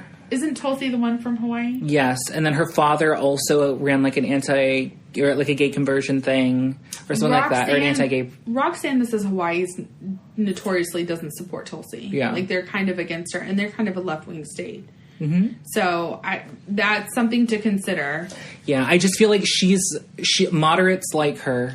I don't want her in Libertarians office at all. like her. If that's true, I don't want her in office at all. Like, don't paint yourself one way on the Democratic ticket to get in office. It's the same thing Trump did. It's the same thing Bernie's doing. Bernie's not a Democrat. Bernie is a Democratic socialist. But I respect him more. I get that, but he doesn't support any groups that are fundamentally against my core values. Yeah, that's Tulsi true. does. That's very true. Because I'm not against, like, this homophobic anti-woman shit. Like, I'm not for that. And if you have any ties to that, you can't get my vote. Well, she's denounced the homophobic shit. Like, but, like, for real, just like Chelsea Handler, my dad says some bad shit. That's not me, but I have to deal with him because he's my dad. Oh, so it wasn't her, it was her family? It was her father. Okay, well, that's a little bit easier But to in swallow. terms of, like, there's, like, something with, like, Muslims, like, Sunni Muslims, and she met with a leader from the Middle East who is anti those people and supported him and agreed with his views on something. See, but that's disconcerting to me as well. Yeah, because it's not normal for a member of Congress to meet with somebody like that. Well, and also we live in a day and age where if you're not supporting feministic values, you're kind of going to get pushed out. Yeah. Except for the Dancing with the Stars thing. What's his name is on there? Yeah, Sean Spicer. Oh my God, that's so weird. He won't last. He has no coordination. He It can barely doesn't matter. talk. Why are we giving him any kind of platform? Yeah, he's making money too. He shouldn't have a platform. Although I do not watch shows like that. I'm not into it, but I may watch this one. Why? There's a really good lineup for Dancing with the Stars. It has Kate Flannery from The Office. Yeah, she's in it. Lamar Odom, who I'm always pulling for, like, don't give a fuck about. Oh, okay. Well, I do. It's fine. There's a couple other people on there that I was like, oh, cool. The Bachelorette's on it. Oh, that I don't care about. You know, I don't either. Like, I'm not going to fall in love on camera. That's weird. You should just stop doing that. Did you hear any of the drama that happened with the season though? No. I was living. Like, I didn't even watch it. I just watched the final episode because my mom was watching it and I hadn't heard what was going on. So pretty much... I know Demi Lovato finds one of the contestants really hot. Yeah, there's a really hot one. He's dating Gigi Hadid now.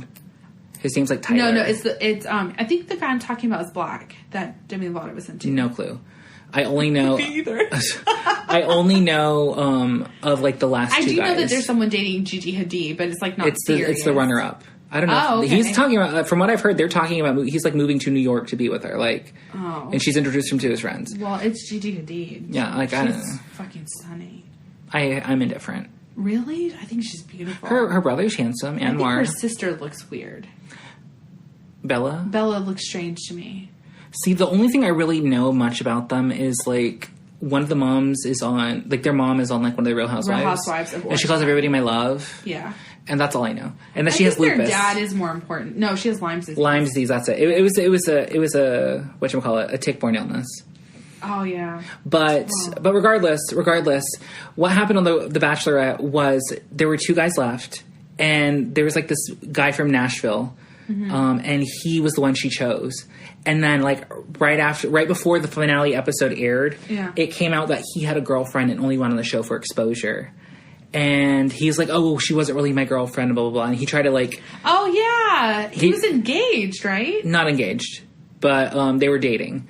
And he was trying to say, oh, well, no, we were just hanging out. But then, like, the girlfriend came out with all the proof showing where he said he loved her. And they went on, like, a vacation to the Bahamas together. Because she was down for it. She was like, yeah, get some notoriety. Push your career. And then he actually won. Yeah. And so she dumped him and got with the runner-up. But I guess that's over. I don't know. I mean, he was hot as fuck. I don't believe any of it. The guy, though, who's the runner-up was just fucking gorgeous. Really? Oh, my God. Like... Let me see if I can find a picture. Oh, random, off topic. I was driving back to work today. Okay. And I saw a light-skinned man walking down the street in my neighborhood. Like, outside of my neighborhood. Like, out there by, like, Luna or whatever.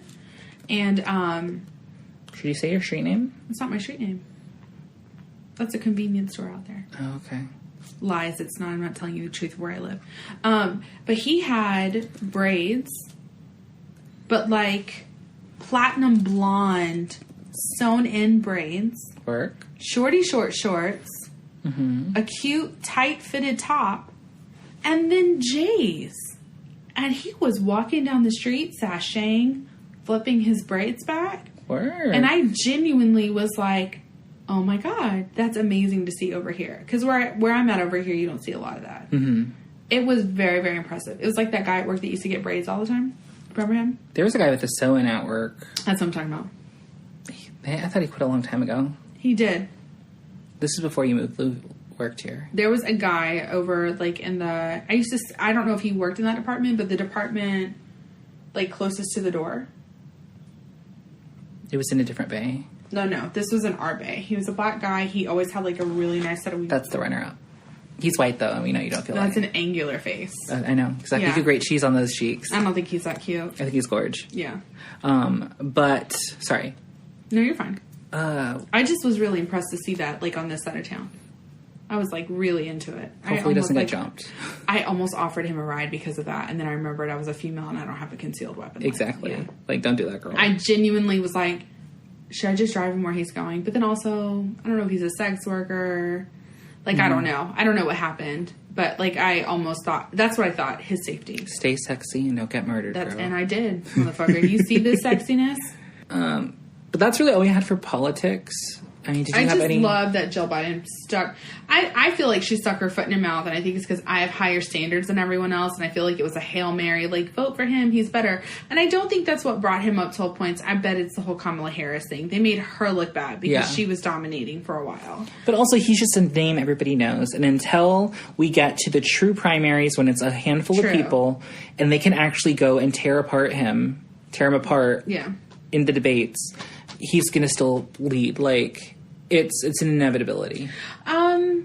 Yeah, I agree. And also, things are going south so quickly in my eyes, in my opinion, for Trump, like the decisions he's making, that like we really need someone in there who's going to really fucking try to make a difference. And I hope we get that. I just don't feel like Biden would. I don't either. I feel like he's going to be controlled by his cabinet. Mm-hmm. Which, if he had good people around him, I would kind of be okay with it. Definitely. So, I mean, Biden is still better than Trump. I'm not saying that. If Biden gets the nomination, he is getting my vote. I'm like, yeah. Absolutely. He could say the stupidest fucking shit. He's getting my vote. I would take Biden over Trump any day, but like also my dream is Warren. Bernie? Warren, Bernie. And I think Bernie would have to be the VP for it to be my dream. But honestly, I would take it either way. Yeah.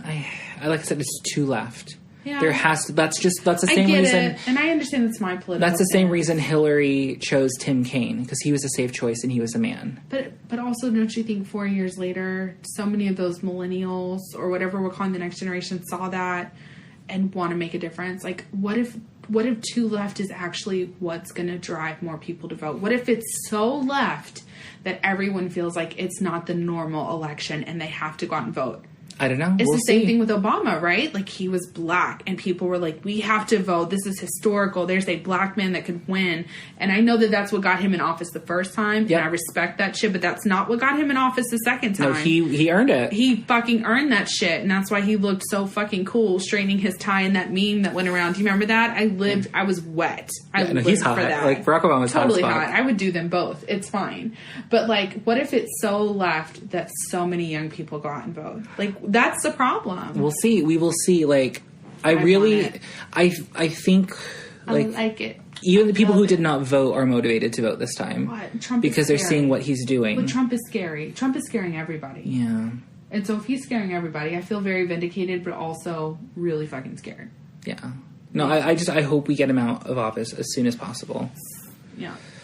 So the next couple of topics should be pretty, like, quick, right? No? I don't know. What are we doing next? Well, I forgot. Mario has our docket. Well, we don't have to. We can keep going. Okay. For this one part. So Missy Elliot, a legend, icon. Let me pull it up so we can name the songs. Did you listen? Mm-hmm. Okay, good. I like them. I don't know what you're talking about. I'll explain. Yeah. Like, I re-listened and they're not as bad as I remembered. I don't agree with you. I did listen to them at midnight when it came out, and I was tired. But Missy Elliott released new music, and I was really, really fucking excited. That shit. Yeah, I love that hair. Fucking shit, man. And it's an EP, so it's only like 4 songs. Mm-hmm. I'm so here for it. I love Missy Elliott. And she's winning the Video Vanguard Award, finally, because she should have gotten it the last 3 years. Which I really like that they changed the name, even though, like, I love. Did they change the name? It used to be the Michael Jackson Vanguard Award. It's still the Michael Jackson Vanguard Award. No, it's the Video Vanguard Award now. Are you changed, I'm positive. Did they just announce this? There was an article about it, yeah. Because I remember people were pissed that they did not change the name. I think that's why they did. Oh, okay. But regardless, she released a new EP, and I was so excited for it. Iconography. It's called Iconology. Iconology. And it's not bad, but the reason I'm disappointed in it, like Cool Off and what is the other one? Throw It Back. Those are like the two songs that I see going far on this album. But no, I'm so wrong. It was the other way around. It was the Video Vanguard. Now it's Michael Jackson Video Vanguard. Yeah, wrong. Should we play clips? We can. Which one are you talking about now? I'm talking about Take Off or Throw It Back. I'm sorry. Throw It Back has an amazing video. It's beautiful. Of course it is. It's fucking Missy Elliott. And it's a good song, but it's so monotonous. Like, yeah. It's the same thing. It doesn't build up to anything. There's no payoff. It is the same thing the entire 2.5, 3 minute run. And it's with Missy Elliott, I'm used to her music taking me on a journey. Yeah. It goes and it builds and it gets to the crescendo and then it drops down. Yeah, it does build. And this music is not Missy Elliott. It's a very when I think of Missy Elliott music, I think of something I've never heard of before, something unique, something influential. And this is very much of right now's music. It's very today. It's not tomorrow. And she's always been tomorrow. And so now she's. Can I throw like a little thing out there? Of course. So we considered her to be like. Revolutionary, right? But, like, technically her music can fit in with any genre. what if she really is just kind of like inspired by what's going on right now? Because there's a lot of stuff going on with music right now. So why is that a bad thing? The reason I feel it's a bad thing is because she's known for being an innovator. I like the EP. I'm not with Mario. Like Mario, I think his expectations were to hear something like groundbreaking. I wanted to hear something new. I'm tired of hearing the same thing. I hear you, but I don't feel like it's the same thing. Like her lyrics are unique, but the music is unoriginal, and it's bumming me out because I want. Like, she used to use, like, amazing, weird, random samples. Yeah. Things in other languages. But maybe there hasn't been anything good enough for her to sample. Maybe, but, like, it's not samples of other songs. It's samples of noises, of just instruments. Okay, like, I'm going to play a clip really quick and throw it back. I'm just going to pick it up in the middle of the song. But here we go. Okay. This is the whole song.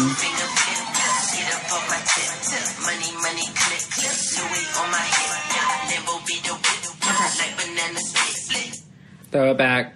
So I don't know, but I love that kind of stuff. I mean, it's very trappy, and you like trap music. I do. I like that trap style. Like, I'm not... Sorry, I'm getting this. Oh, no worries. What's the next one you have? I was going to do Cool Off, but we can do whatever you want. No, do Cool Off. Cool Off, I think, is probably the second best song on the album. I like Drip Demeanor, too, though. It's okay. It's too slow for me. Oh, I don't mind the slow stuff. Tempo's kind of slow, and you know I'm all about tempo. It's mid-tempo. Tempo is slow.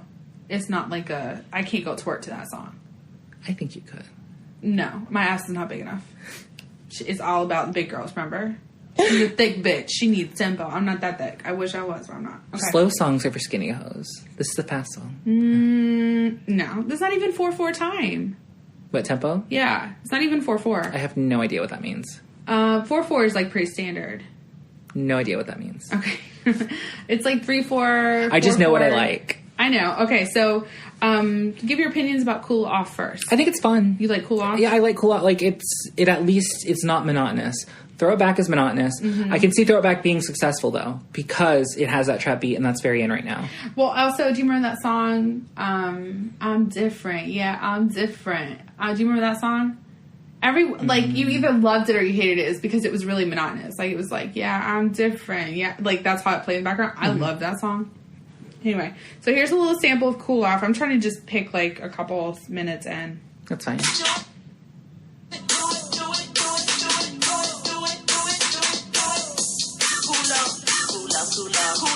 This is faster than tempo. I guess. But see, this is not monotonous. This is fun. Okay.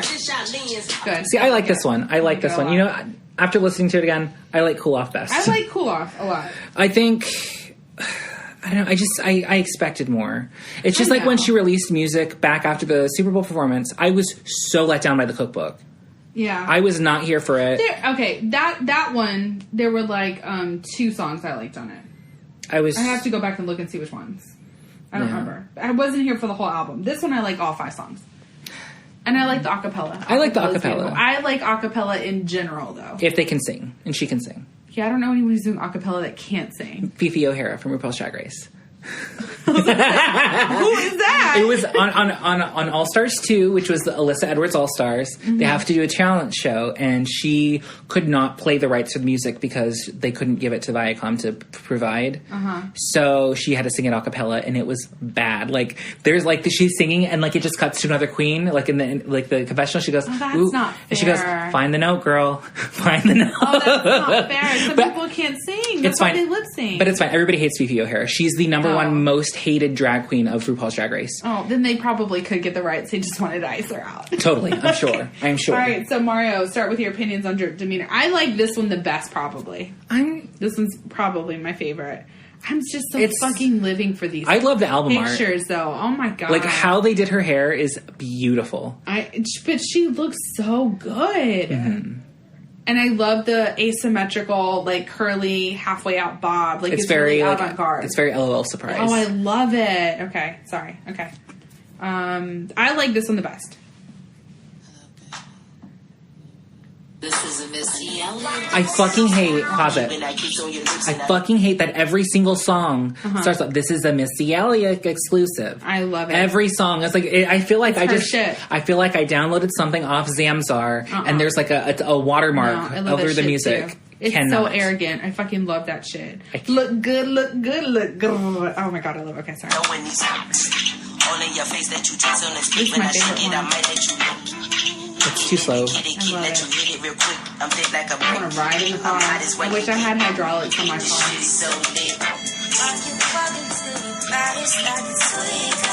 Oh my god, I love it. I'm glad you like it. I like this whole thing. It's awesome. And sometimes with some albums, I have to listen to it multiple times before I get it.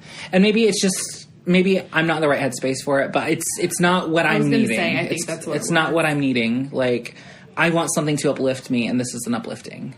Okay. I think your expectations are unfair. Maybe so. Yeah. Okay. Why I Still Love You? I mean, it's... You don't like it? It's not my favorite. The lyrics are just... Okay. It's not... Like, it's nothing I haven't heard before. The acapella is my favorite. But play the acapella version. I was going to play both. You just want acapella? Okay, I'm going to do a sample of, like, the regular sample.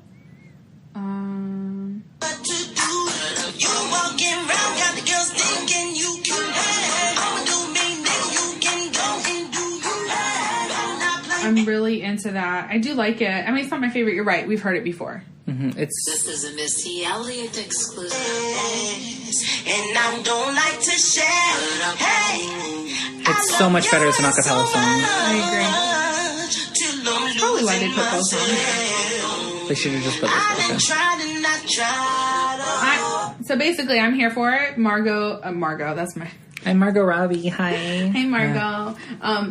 Mario needs to listen to it a couple more times before he decides. Maybe. I've listened to it a total of 3 times. I mean, it's no Lizzo. It's not. And, maybe because of the music I've been listening to and getting my life from, this pales in comparison. Hard on that. Lizzo's because the new Missy. Lizzo, maybe. I mean, maybe because she's doing what Missy Elliott did. She's kind of breaking she's barriers. She's combining genres. Yep. She's transcending, like, speaking to multiple different, like, people, like white women, black women. They all love her. So, yeah. Conservative women. They all love her. And so the thing is I like it. I support Missy. I like the album. Of course, I like more songs. And of course, I'm going to, like, stream it a couple more times so she can get that money. But yeah, definitely. So I like it. It's cool. It's I don't know. I feel like you're a hardcore Missy fan. You'll probably just stand it to stand it. I get it. Mm-hmm. Maybe. I don't know. Like, I feel like maybe if it's a really good album, I can get the whole album. So, like, Bangers was a really good album. I got to the whole album. Demi Lovato's Tell Me You Love Me. Every song on that album is so fucking good. Mm-hmm. I'm here for everything on it. I can't say the same for Ariana Grande's, even though I have, like, the last singles she's released, but, like, no, not the whole album. Mm-hmm. I also just feel like maybe I'm becoming less of a stan than I used to be. Just because... She's been gone for a while. Well, it's not even that. Like, with Madonna. Madonna's last album, I just could not get into. Madam X was not for me. Missy Elliott's latest EP, I'm not into. Well, I think it also comes with, like... aging and... I think it comes with aging. I think it comes with, like, artists not keeping up with their original fan base, trying to be more modern so they still sell albums. Because I told you, the last couple albums by Christina Aguilera I didn't like. Well, the last one I genuinely loved was Back to Basic. Since that, not my thing. I expected to... Like, with Madonna has never done, like, the same genre more than once. Like, each album has a distinct genre. Yeah. So, I mean, and it's very Madonna-esque. So, even though it's one genre, it feels like a Madonna spin on the genre. Exactly. So, with this one, I just felt like it was too try-hard with Madam X. I get it. But... I like this EP, though. I'm glad you like it. I mean, maybe I'll like it one day. I mean, I'm not going to sit and listen to every single song. Obviously, I have my favorites. But, like, it's just better than the last one that came out. It's just like with Queen. Nicki Minaj's last album. I tried... so hard to like that terrible. album. No, it was really I only like the first half of the album. I would like the first 4 songs. Was it the first 4? I'm not sure. I think I like the first 7. No. But even there's like 2 that I skip. So maybe the first... What was the 5. name of this one? The last one that you're talking about? I don't remember. Queen. Queen, right? Okay. Like, I really like the one where she's just, like, making fun of all the guys. Love that one. It's not really music to me. I think it's hilarious. I mean, it's rap. Oh, they must have taken it off of here. She might be Apple exclusive because she has an Apple radio show. Yeah, it's not on here anymore. Pity. Do you guys have City Girls Girl Code? Yeah, we have City Girls. Because we're missing half the album. I don't fucking know why. And Twerk is on that, so I have to buy Twerk if I want to listen to it. I remember that one. I like Ganja Burn. Majesty, Eminem. Like it. He's good on that one. Yeah, no, he's good, period. I've never had anything I don't like. Rich Sex, I like. Lil Wayne, though, I always love. I love Lil Wayne. That's a bop. I like that one. Barbie Dreams is good. I remember not liking Hard White. I remember liking Bed. Okay, so what is that? That's 1, 2, 3, 4. Out of the first 6, I like the first 5. And then I'm not always a Weekend fan. So that's 6. Thought I Knew You was Weekend. I didn't like that one. And then nothing else I really liked. Yeah. Like, I thought Nip Tuck was cheap. I didn't like it. Coco Chanel was cheap. I didn't like it. Which one did you ask me about? City Girls? Yeah. Girl Code. Yeah. We have it. I love Spotify. I'm an Apple Music kind of gal. But yeah, we have the whole album. Ugh, lucky. Yeah. I'm not switching for that, but lucky. No, I understand. But anyway. With Cardi B. Fuck yeah. Oh, that's such a bop. That's such a fucking bop. No, so now we're going to go on and talk about my person who I admire. Excuse me? Robyn. What is that supposed to be? Robyn. No, but what is that supposed to be? Like, what voice? Mother-in-law. Oh. Basking Robyn. That's what she says. Robyn. Bless her. Oh, my gosh. Her accent is so thick. So I wanted to... Because last week she talked about Chelsea Handler and her story and how she influenced her. So I want to talk about Robyn. Let's do it. I like Robyn, too. Do you? Her music is good. Okay, good. So we'll be right back. I don't know much about her. Oh, well, you're about to learn, yes, bitch, yes.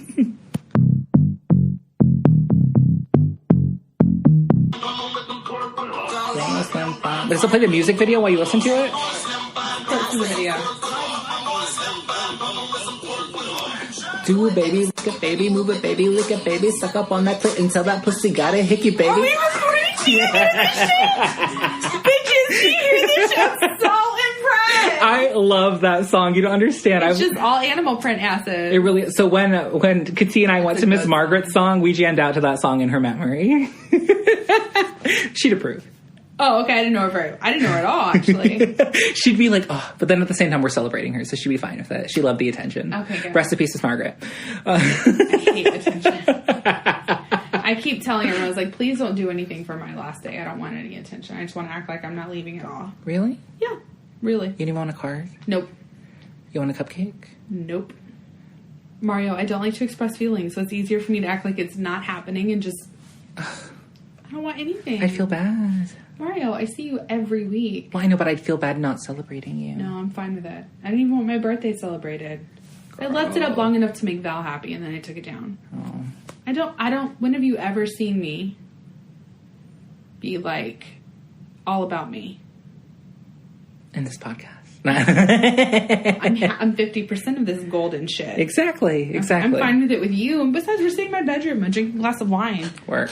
Is that full or no? No, it's totally empty. So I killed that shit. She did. She's so drunk right now, and I'm joking. My Friday. Oh, lucky.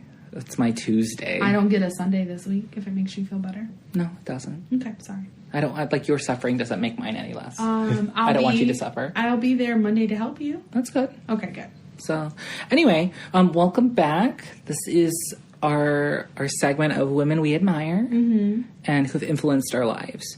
So last week we discussed Chelsea Handler and her perspective on life and her influence on Jessica. Oh, I love her so much. So my first woman who I admire and who's influenced me is Robyn. So if you don't know Robyn, she's from Sweden. And it's okay if you don't, because we're all learning together. I know her music, but I don't know about her. Okay, so Robyn is one of the, and I'm not saying this as a stan because I am a stan, but she is one of the most influential pop acts of the last 30 years. I would agree with that. Because multiple artists. Gossip Girl had several episodes about her. About Robyn? Yeah, Robyn actually came on one of the episodes of Gossip Girl. Wow, I did not know that. That's actually how I learned about her. And think about how old Gossip Girl is. I don't know. Oh, it's pretty old. See, I knew about her. So Robyn started out like at 16 in the 90s, and she released her first album, and it was pretty successful, but she had 2 big songs in America, Show Me Love and Do You Know What It Takes. Oh, I love that song. And so I knew her from that. I love Did You Know What It Takes. No, it's a great song. It's an amazing song. And so very true. Yeah, it's exactly. It's just everything about her music resonates. I love her voice. Her voice is amazing. There's something very unique about her voice. She's just unique in general. No, but her voice also is unique. Like, Miley Cyrus is unique, but her voice isn't unique. Mm-hmm. Robyn has... Miley has a very unique voice. She has like a deep, soulful voice. I've heard that before. Robyn has a soulful, but, like, eccentric voice. I can't... You know, voice quality is important to me. Robyn's is powerhouse, but also... unique. Like, there's something very soothing about her voice. It really is. Her music, it can be very chill. Mm-hmm. It can be very uplifting. I don't know, just everything about her and her lyrics and everything she's put out. Good. So, when she was doing that music, she did not have any creative control. And it really got to her, and they overworked her. She was offered in America a record deal with Jive Records. Mm-hmm. And she turned it down because she didn't like the terms of it. Mm-hmm. And so instead of, like, changing the terms, they were like, fine, we'll just make our own Robyn. And that's how Britney Spears came to be. Mm-hmm. And so the two hits that she had... And also, I do need to interject here. Most of your favorite artists that you're listening to right now, almost all of their early work is not the kind of music they want to put out. Yeah. Pink, Britney, Christina, Ariana Grande. None of that was the music that they wanted. Miley, none of that was the music they wanted to put out. Justin Bieber, that wasn't what he wanted to put out. That's what their studios told you to do. So, most of One Direction. Yeah, that's why they're not together anymore. NSYNC, that's why Justin's music is so far right wing from NSYNC. Like, what are they called? Those music companies just need to stop, like, manufacturing what they think the public wants to hear. Exactly. Because these artists get better with time. Mm-hmm. Anyway, sorry. I needed to say that because I feel like a lot of people don't realize that. No worries. And so because she wouldn't sign the deal, they were like, fine, we'll push Britney Spears. Because Britney Spears' normal voice is soulful and... Yeah. They've edited it to a different thing, and I love Britney Spears. No, I do. Biggest Britney fan, but they're like, fine, we'll have Britney Spears do it instead, and they took Max Martin. Max Martin is now the 3rd most successful songwriter ever, after John Lennon and Paul McCartney. Mm-hmm. Oh, really? Yes. Oh, okay. I am impressed. Yes, and also they gave Britney a mental breakdown. Yeah, they did. Yeah, they really fucking did. Well, a lot of these record labels cause that. Yeah. Robyn had a mental breakdown. Oh my god! So we're going to get to it. I'm so excited. But it wasn't as public. Good. But it shouldn't be. So they stole Max Martin, and Max Martin, he has huge hits, and you know them. Like, okay, what are they? As Long as You Love Me, Backstreet's Back, I Want It That Way, It's Gonna Be Me, Since You've Been Gone, So What, Teenage Dream, Blank Space, I Can't Feel My Face, No More Tears Left to Cry. Really? He is amazing. No Tears Left to Cry? Yeah, he wrote them all. Wait, the Ariana song that yes. came out? 2018. I fucking love that song. He is one of the most sought out. He wrote, what is it? Oh my god, the Britney song, Till the World Ends. Like that's a good song too. He knows a hook. Wow. He's fucking successful. So they took him. So does he do the lyrics or does he do all of it? A combination. Like it's always collaborative, but that's crazy. No Tears Left to Cry was a great song. I think all those songs are great. So. No, they really are, but like to hear something so recent. Anyway, go ahead. And so, I mean, he's very relevant, always relevant. And so if you get Max Martin on your album, you're going to have at least one hit. In theory. Okay. So they were very early collaborators. Her music is what got him noticed. Really? Yes. And so he even did an interview once. And wait, Robyn or Britney?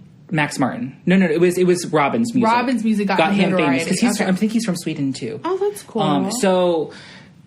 So he gave an interview and he said, or actually Robyn was telling the story, but he told her the story. And he said, I'm not telling you names, but almost constantly, every time I get with a new pop act and I ask them what do they want, they give me Your Body Talk album. And they said, I want to do this. That's impressive. And so he says my response to that is, well then fuck you, go work with her. Because that's her. That's not him. Right. But he influenced her. Sure, but still, it's her work. So her first album... Also, what a respectful way to respond. Yeah. No, and she said, she's like, and I take that as the biggest compliment. Because he is so fucking successful now. Wow. And the fact that he recognizes her artistry is just a testament to her artistry. I love her so much. I can follow that train of thought. Okay, go ahead. And so... that was her first album. She turned down that record label in America. Mm-hmm. And so she kept doing her music in Sweden. She had 2 more albums, but the second album was not released internationally because she had 2 songs on it about an abortion she had. You were telling me this. Okay. And I think that's really fucking badass and an amazing way to deal with that. Because, I mean, I'm sure that, I'll never know, but that's an emotional journey, and that's something impactful on your life, you know? What? I have no emotions about my abortion. Oh. I'm just like, thank God. Well, some people, it's traumatic and they deal with it differently. Absolutely. I'm not trying to make fun of that. I just, I knew instinctively it was the best decision for me. Mm-hmm. Work. Mm-hmm. But... I'm over here like, callous bitch. So with that, like, because of her, Christina Aguilera, Britney Spears, like the pop, Jessica Simpson, all that pop princess, like, over-manufactured pop was inspired by her. She started that. Mm-hmm. And... with her third album, they were trying to push her into like a Christina Aguilera sort of thing because she has the voice. Yes, she does. It's amazing. But she also could be a little more edgy because she's European. She has the haircut. She can be the mix between Britney and Christina. Definitely, because she can do the poppy stuff, but she can also do the deep cuts.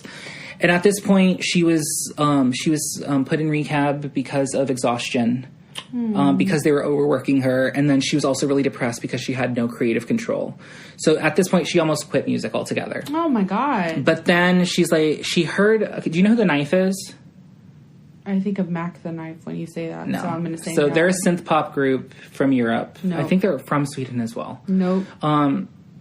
If you hear their music, I think you might know like 2 songs by them. Like they were in like a movie. But anyway. I'll look it up later. I doubt it though. I'm like not that keyed into music. Okay. I like what I like and I don't. But anyway, she was very heavily influenced by their synth pop style. And so she found out that they had 2 very successful albums that they self-produce with their own record label. So she's like, you know what, I'm going to start my own record label. And she started Konnichiwa Records. And why Konnichiwa? No clue. Okay. I haven't found. I was looking this up to see where it came from, and I didn't. It's just hello in Japanese. And you know, for the longest time, like at the beginning of one of her songs, it says Konnichiwa Records, and I did not know that. I just, for the longest time, my friends and I used to joke that she was saying Konnichiwa faggots. Oh my God! I hope not. It is just a joke. She's a gay icon. She's a gay. I know, icon. but I hate that word. I don't care if you're an icon or not. Like gotcha. that's my mom used to say that word a lot growing up. The military. If a friend says it, it's a little bit different than a negative connotation. I don't even like if someone here that if it was Bridget standing here and said that, like my feelings would be hurt. Mm-hmm. I understand. I don't like it. But I thought that was what we thought it was saying. Okay. But it wasn't. It was Konnichiwa Records. But anyway, she started her own record label, and she started to produce music that she wanted to do. And she did an album called Robyn, a self-titled album, and it had some success in Sweden, but it didn't really take off in the States. And I think it was released in 2005, but it did not come out in the States until 2007. Because they're all blocking it. Because Jive Records had a lot of influence. They're vindictive assholes. But she went on to work. She around 2009, she realized how music was being consumed with the advent of iTunes, and people weren't really caring about albums as much as like a couple of singles. Yeah. So EPs are a big thing now. Exactly. EPs are huge. And she was one of the progenitors of this. Mm-hmm. So she had this album series of 3 EPs called Body Talk. And it was heavily influenced by The Knife, of course, Donna Summer. This is before the huge disco resurgence that we had a few years back with Daft Punk and stuff. I really don't like disco, but I do like Donna Summer. I love disco. I mean, there's some songs, classics, but if you try to bring it back, I'm like, bro, we're good. Mm-hmm. That lives in the 70s, we're okay. But essentially, her main inspirations for Body Talk were Donna Summer, The Knife, gay club anthems of the 90s, just in general, Prince, Sylvester, Ultravox, and ABBA. And because she saw this, she decided to, instead of release one big album, she's going to split it up into 3 EPs and release it throughout the year. So people are still thinking about her. And this spawned Dancing on My Own, which is her most iconic song ever. I don't know. It's the most iconic. I guess of hers. Okay. It is her most well-known, most beloved song. Probably because everybody's heard it. That's not my favorite song by her. Well, it's not. It's a great song though. I don't know if it's my favorite by her. It's one of my favorites. It's one. Yeah, but it's not the best one. What's your favorite? Probably. Ooh, that's hard. Okay, what were the first two you mentioned? Show Me Love. Do You Know What It Takes? That one. That's a good one. That one's that's the best one. But it's not what she wanted to make. I understand, but I liked it. It's a good song. It's a good song. Okay, go ahead. But with totally not helping your point. No, it's fine. It's She's fine. Better now. Dancing on My Own is her most well-known song. But also on this was Hang With Me, Indestructible, Time Machine, Call Your Girlfriend. I want to change my mind. I want to Hang With Me. Hang With Me is a bop. Which version, though? The acoustic or the actual, produced? No. I always pick acoustic over produced. They're both amazing. No, they're both good, but the acoustic's my favorite. Well, Hang With Me was on Gilmore, Gossip Girl. I believe it. Mm-hmm. I'll get to that in a minute. There's something else with Girls. She had Honey on Girls. Mm-hmm. But no, with Indestructible, there's an orchestral instrumental version, and then there's like the produced version. And I go back and forth. I love both. You love both? I love both. I've not heard it. I will listen to it. Oh my, you haven't heard Indestructible? Mm-mm. Oh my god, we should play samples. We should play samples. I will. Pull up Indestructible. Okay. Oh my god. I will. So I don't know if anybody knows anything about Gossip Girl, but Leighton Meester is a really good singer. She's been on a couple songs, and she was in a rock band. She was, but she also did what was that really depressing movie about country music, Country Strong? Mm-hmm. Her voice is incredible. Robyn. Anyway, what are we trying to play? Indestructible. Indestructible. The acoustic version? Sure. Okay. Hold on. She was heavily influenced by Robyn in her music making style, so that's why they... And I have a list of artists who are currently big that are influenced by her. So. It's just a sweet another crowd dancing. Her voice is so different. It's so good. Beats in my heart. Put your And then hands on my heart. I love like string instruments. Me They're too. so beautiful. But like the thing, I keep trying to pinpoint like Robyn's voice because it is unique. To me, it's unique. No, it's very unique. There's nobody that sounds like her. No, it's like baby dollish, raspy, and powerhouse. Like I there's something different. It's her accent, I think, that does it. She sounds the tonality of her voice. Maybe. Oh, is this the produced version? Listen to that.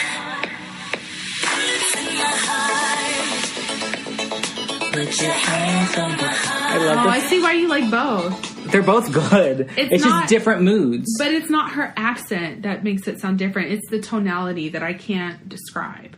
So, this album, this body of work, Body Talk, is one of the most influential albums of the last 30 years because this has influenced so many modern pop acts. Britney Spears. Let's see, we have... I can see that. No, Tegan and Sara, Lorde, Carly Rae Jepsen, Ariana Grande, Taylor Swift. I hate Carly Rae Jepsen. Oh, I love Carly. Have you listened to Emotion? No, because I just don't... You just know Call Me Maybe? No, I know stuff from that particular... But I don't like her voice. I don't know, it's weird. I don't know. I'll give it a try. We need to have a Carly Rae education. Okay, maybe we do. No, it's she's fine. a gay. She's like a gay icon. I can be wrong. The Just gays because you're a gay love. icon doesn't mean I have to like No, you. no. But I'm just saying the gays love her. We co-sign her. She's gonna have a career forever. I find her voice to be amazing.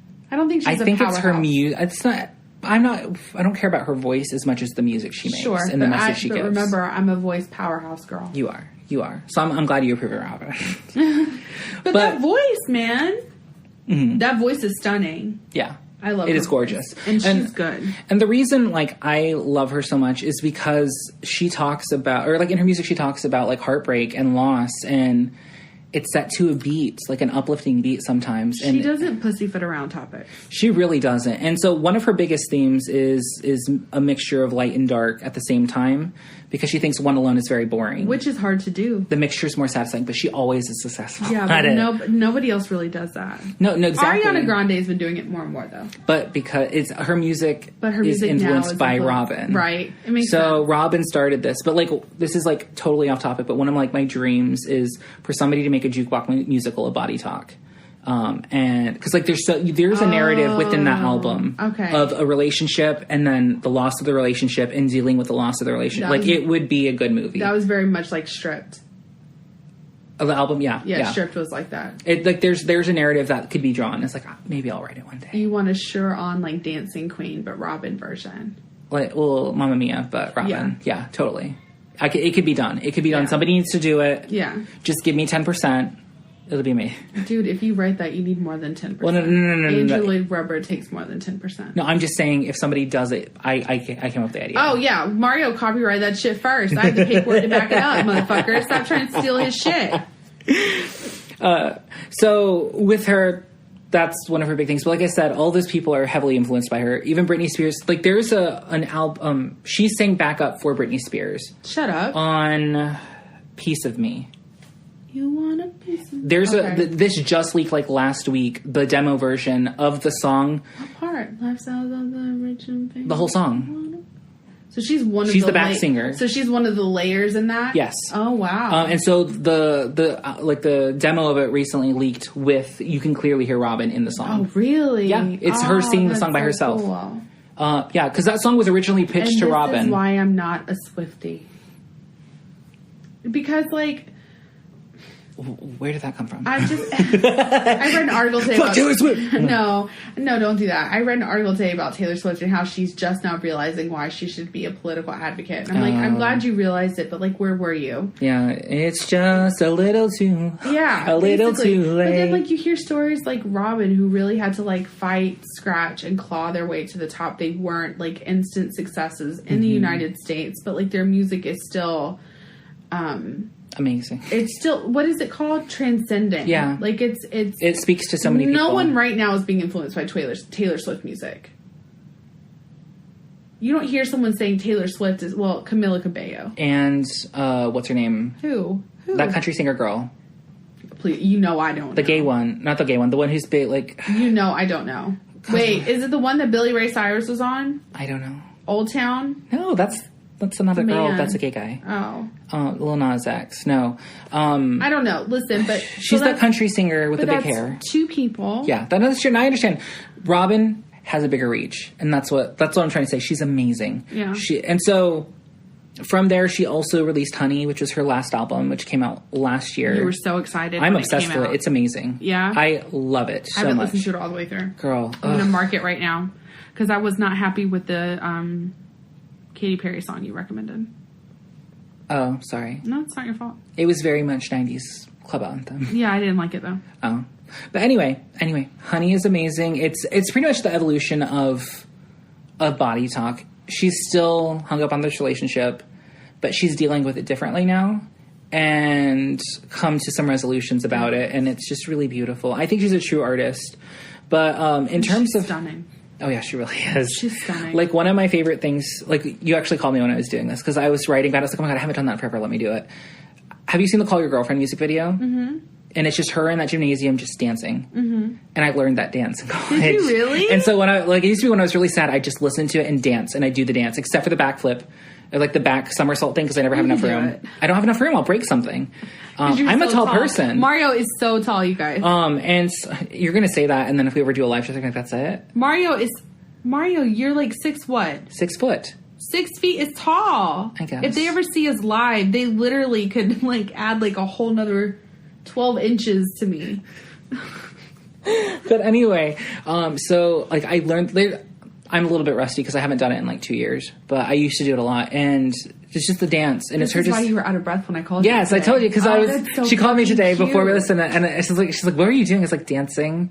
You know what I like to do? I have a shower song playlist, and I take my waterproof speaker into the shower, and I pretend like I'm giving a concert for all my favorite songs, and I just like scream. I sing in the dance. I do too. I scream sing when I shower as well. And Stone Cold is one of my favorite songs to do that too, by Demi Lovato. Okay, it's like I don't know that song. Oh my God, it's so good. I'm sure you would like it. Would I? Mm-hmm. Would I? Mm-hmm. It's really emotional. But in terms of her influence on me, Body Talk came out at a time where I needed that music. How old were you? I was 19. Okay, so we're talking recently college. Heartbroken. Like, I know nothing about Mario's love life, by the way, guys. He won't talk to me. It's not something I want to talk about on the podcast. No, it's I'll fine, talk to you about it in outside. general, he won't talk to me about it. No, we've never talked about it. I asked you about it once. You were like, "That's too personal." Because we were recording it on a podcast. No, this is at a dinner.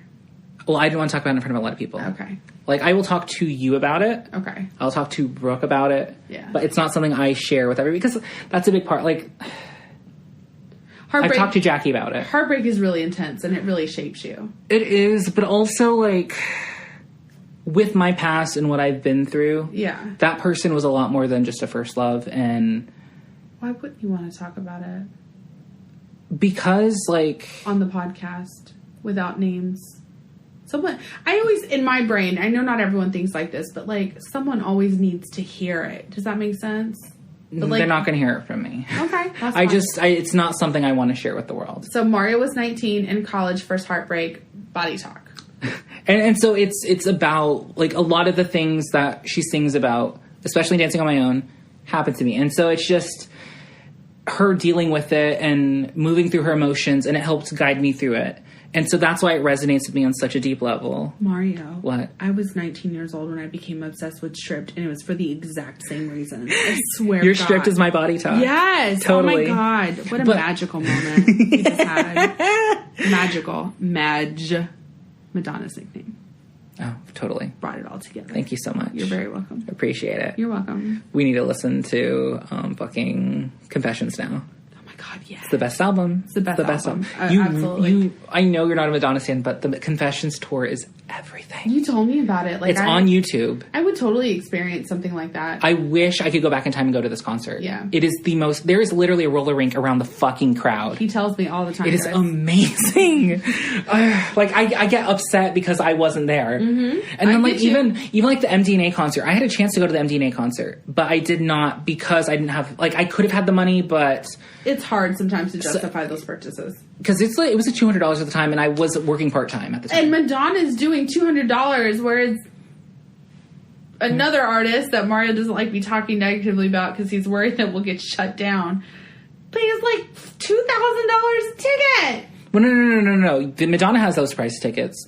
The $200 ticket is just an okay ticket. It's not a... Like, if you want the meet and greet and everything, that's $3,000. Sir, I'm talking about tickets into the show have been as high as like $1,800, and that's just an okay ticket. With her and her husband when they were doing the tour together. I don't know if I believe that. Okay. Look it up, girl. Show me the receipts. But an okay stage, like, if you're in the, like, there's usually a part of that stage where you're surrounded by the stage, and, like, that pit area, that's the thing that costs a ton of money. Because I'm pretty sure Katie's been in it. Really? I'm pretty sure. We can interview Katie if you want. We one day. should. She's been to a shit ton of concerts. I believe you. Sidetrack. Hi, Katie. Love you, girl. She told me that when I did the Carlton Gary tour, she's like, her heart was pounding. I was like, that's right. She loved it. It's fucking amazing. I'm glad she listens. She's a good friend. We support each other in our endeavors. If you like concerts and want to let's plug her really quick. Yeah, absolutely. Look up Katie tour dates. It's K''T. K as in kite, apostrophe T as in Tom. Yes, and just Katie tour dates. She's been to so many shows. She does in-depth like reviews of them, talks about music and the influence on her. Like I help her like with writing. Like she usually writes articles about them as well, and also, I help her with the editing of those. You know what? We're gonna put her out there on our social media. We will. Because I follow her channel, so I get her updates. But also like she does in-depth reviews about like the meet and greets and like whether or not they're worth it. Like. It's actually a really good thing for consumers. Definitely. I think it's something that a lot of people would like. Yeah, she has been to a shit ton of concerts. No, seriously. Like, Miss Thing has been seen everywhere. She saw Lizzo. She fucking won tickets to see Lizzo off the radio. Yeah, like, I don't know how she won that either. Like, she's talented. I know how she won it, but I'm not going to tell about it on the podcast. Oh, we can talk about it. Yes. She told me, girl. She's one of my good G's. I've been friends with Katie for 4 years. Like, we hang out. We talk. Like, I always go to her birthday party. I know her auntie. I want so bad to, I hope she does her roller skating birthday party. Oh my God. Yes, absolutely. So she starts with Kendrick Lamar, and goes all the way up to her most recent one was Shea Butter Baby Tour. And she's done Childish Gambino, Lizzo, Janelle Monáe. I went to her with Janelle Monáe, and we, I helped her write her review because I was there. She's done Afropunk, Dirty Computer, like she's gone to a lot. So she's very prolific, and if like I said, and she's a unique person. She really is, and she's beautiful. So supportive. Oh my God, she's so fucking stunning. Love you, Katie. Yeah, we do. We love you.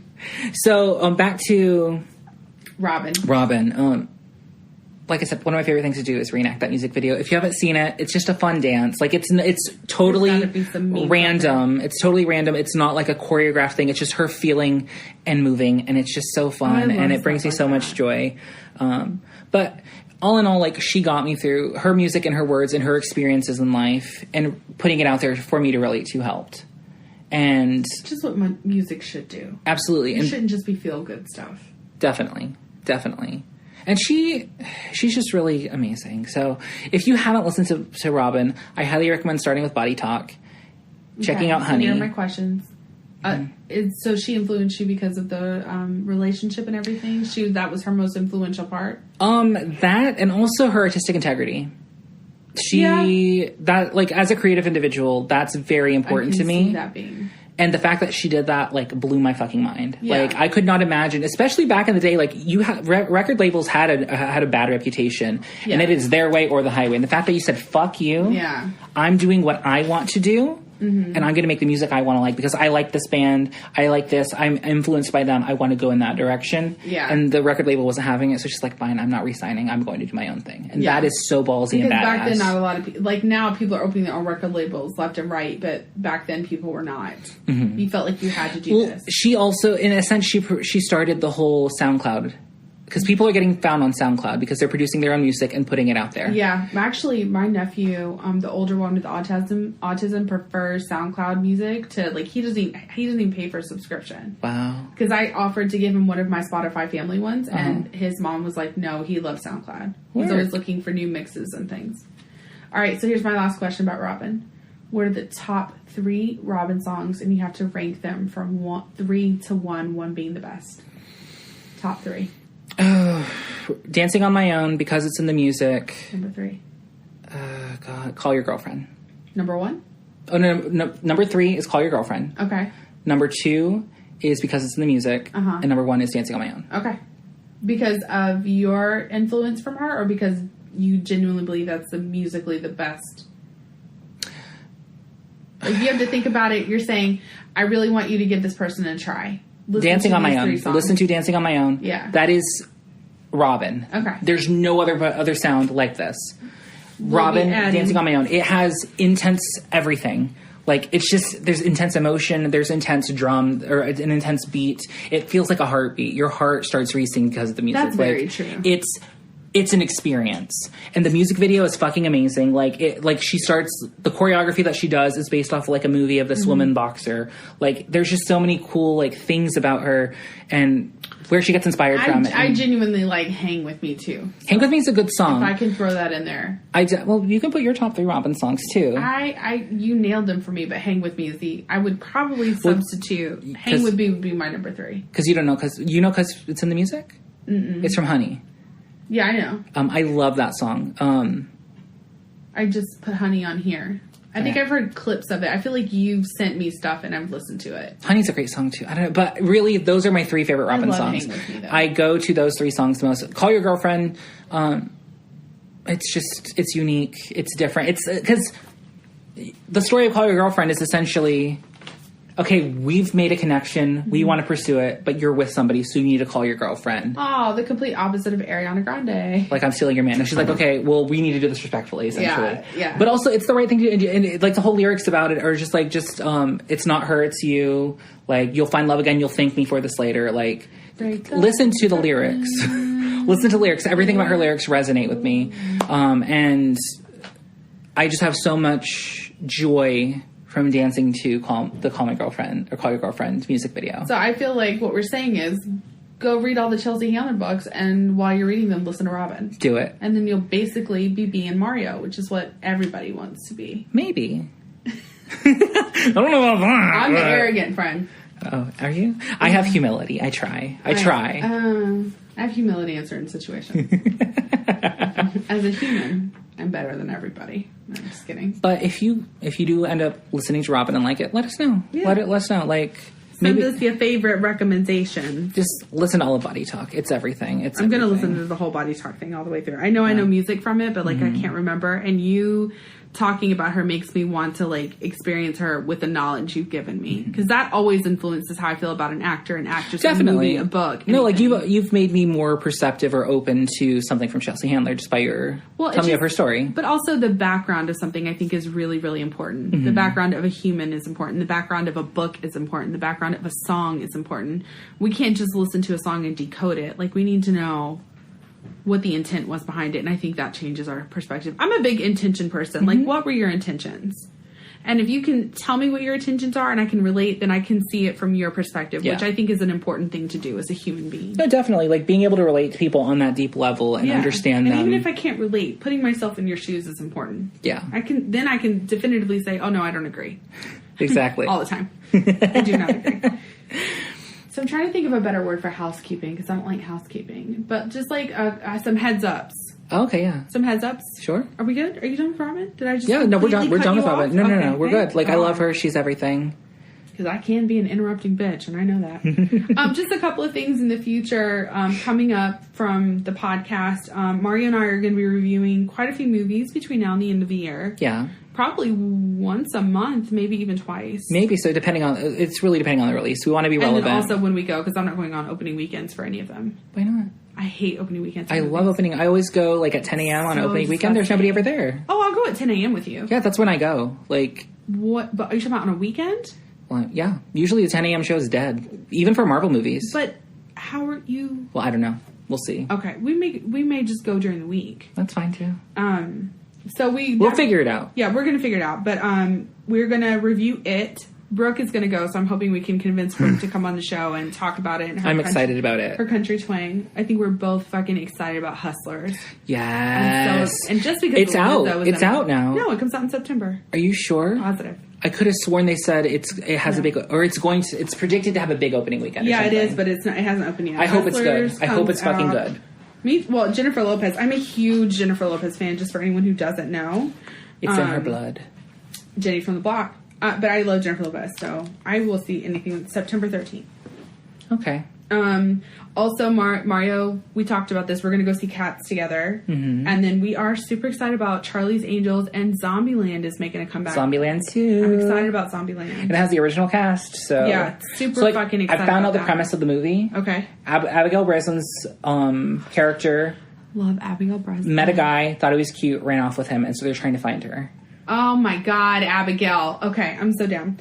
Also, we are dragging Mario to a local drag show. I don't know how good it's going to be, but we're having a girls' night. And it'll be fun. I think it's going to be me, Mario, and Brooke for right now. We're trying to convince a couple other people, but the three of us, I think it'll be a fun night. Definitely. And also, we have our spooky finer things coming up. So I definitely want to talk about that once it happens. Because we're going to have very different perspectives. We're going to get our palms read and then go on like a crime tour. A crime tour of our town. So that's But also, exciting. Did Brooke talk to you about Popes?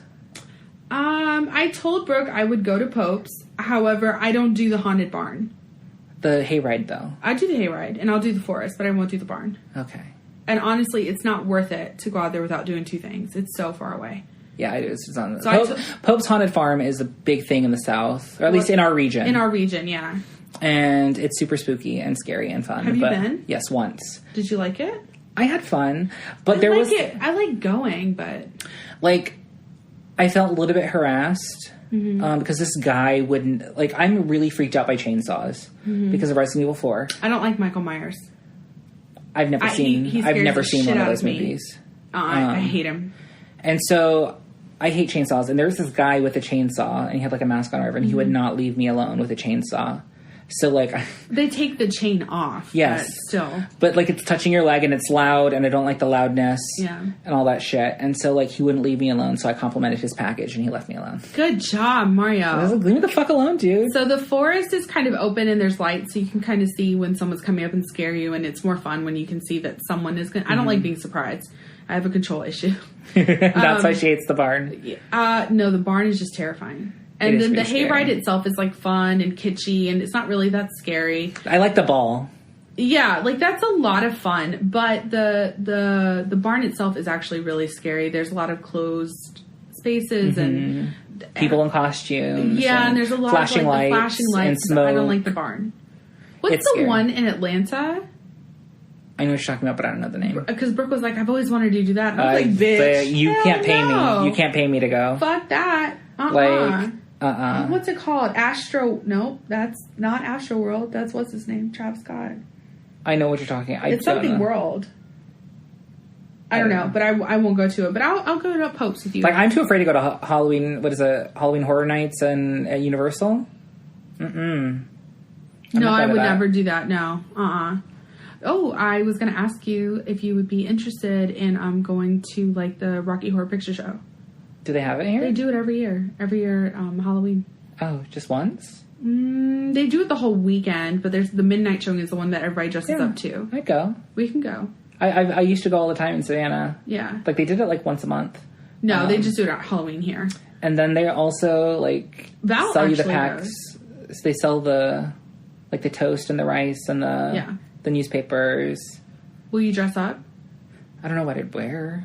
I would be I don't want to buy lingerie. I would wear lingerie. I would be Dr. Frankenfoot. But like, I have no reason to own lingerie. You can repurpose that for your husband. Daniel rips all my lingerie. Oh.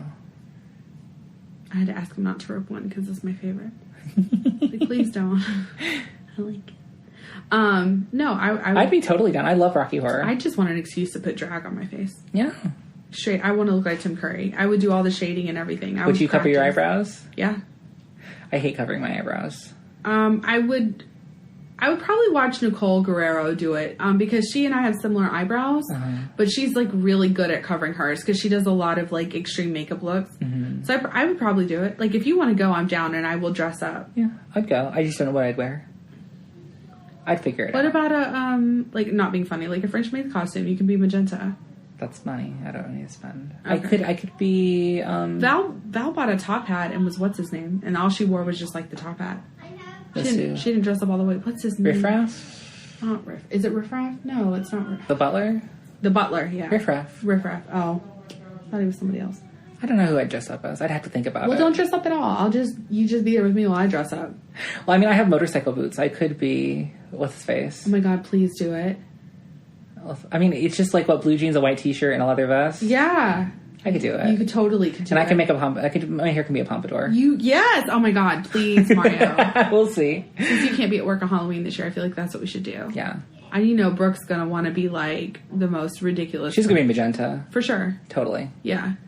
She'll push those titties out. Yes, and she should, because they're fucking amazing. Huge. Totally. You're so good. But, is that everything? That's everything. Okay, cool. So, if you want, you can rate, and review us on iTunes, Spotify, Mixer, whatever the hell we're on. What's the other one? Stitcher. That's it. I don't know why I said Mixer. That's the Xbox, like, live streaming app. We're on Stitcher, Spotify, iTunes. YouTube. Podbean. You can listen to us on Podbean. You can. So, I mean, just write into us at IamVeryPassionatePodcast@gmail.com. If you have advice do you want us to give, any comments or stories you want us to share, if Robyn influenced your life or Chelsea Handler's influenced your life, let us know. Tell us how. We want to hear your experiences. Don't forget to like, rate, and review. Share with your friends, whatever you can do. Follow us on Instagram, Facebook, Twitter. We have a Twitter. I forgot about that. Do we have a Twitter? Yeah, we have a Twitter. I update it every week. Oh my God. I go back and forth between Instagram and Twitter. I never knew. Well, apparently Mario doesn't use Twitter. I don't. Anyway, we're here. We love you guys. Your support. If you listen, I love hearing that people listen. It makes me really happy. Mm-hmm. Great. So we'll talk to you next week, and thanks for being here. Thanks, guys. Bye. See you later. Bye.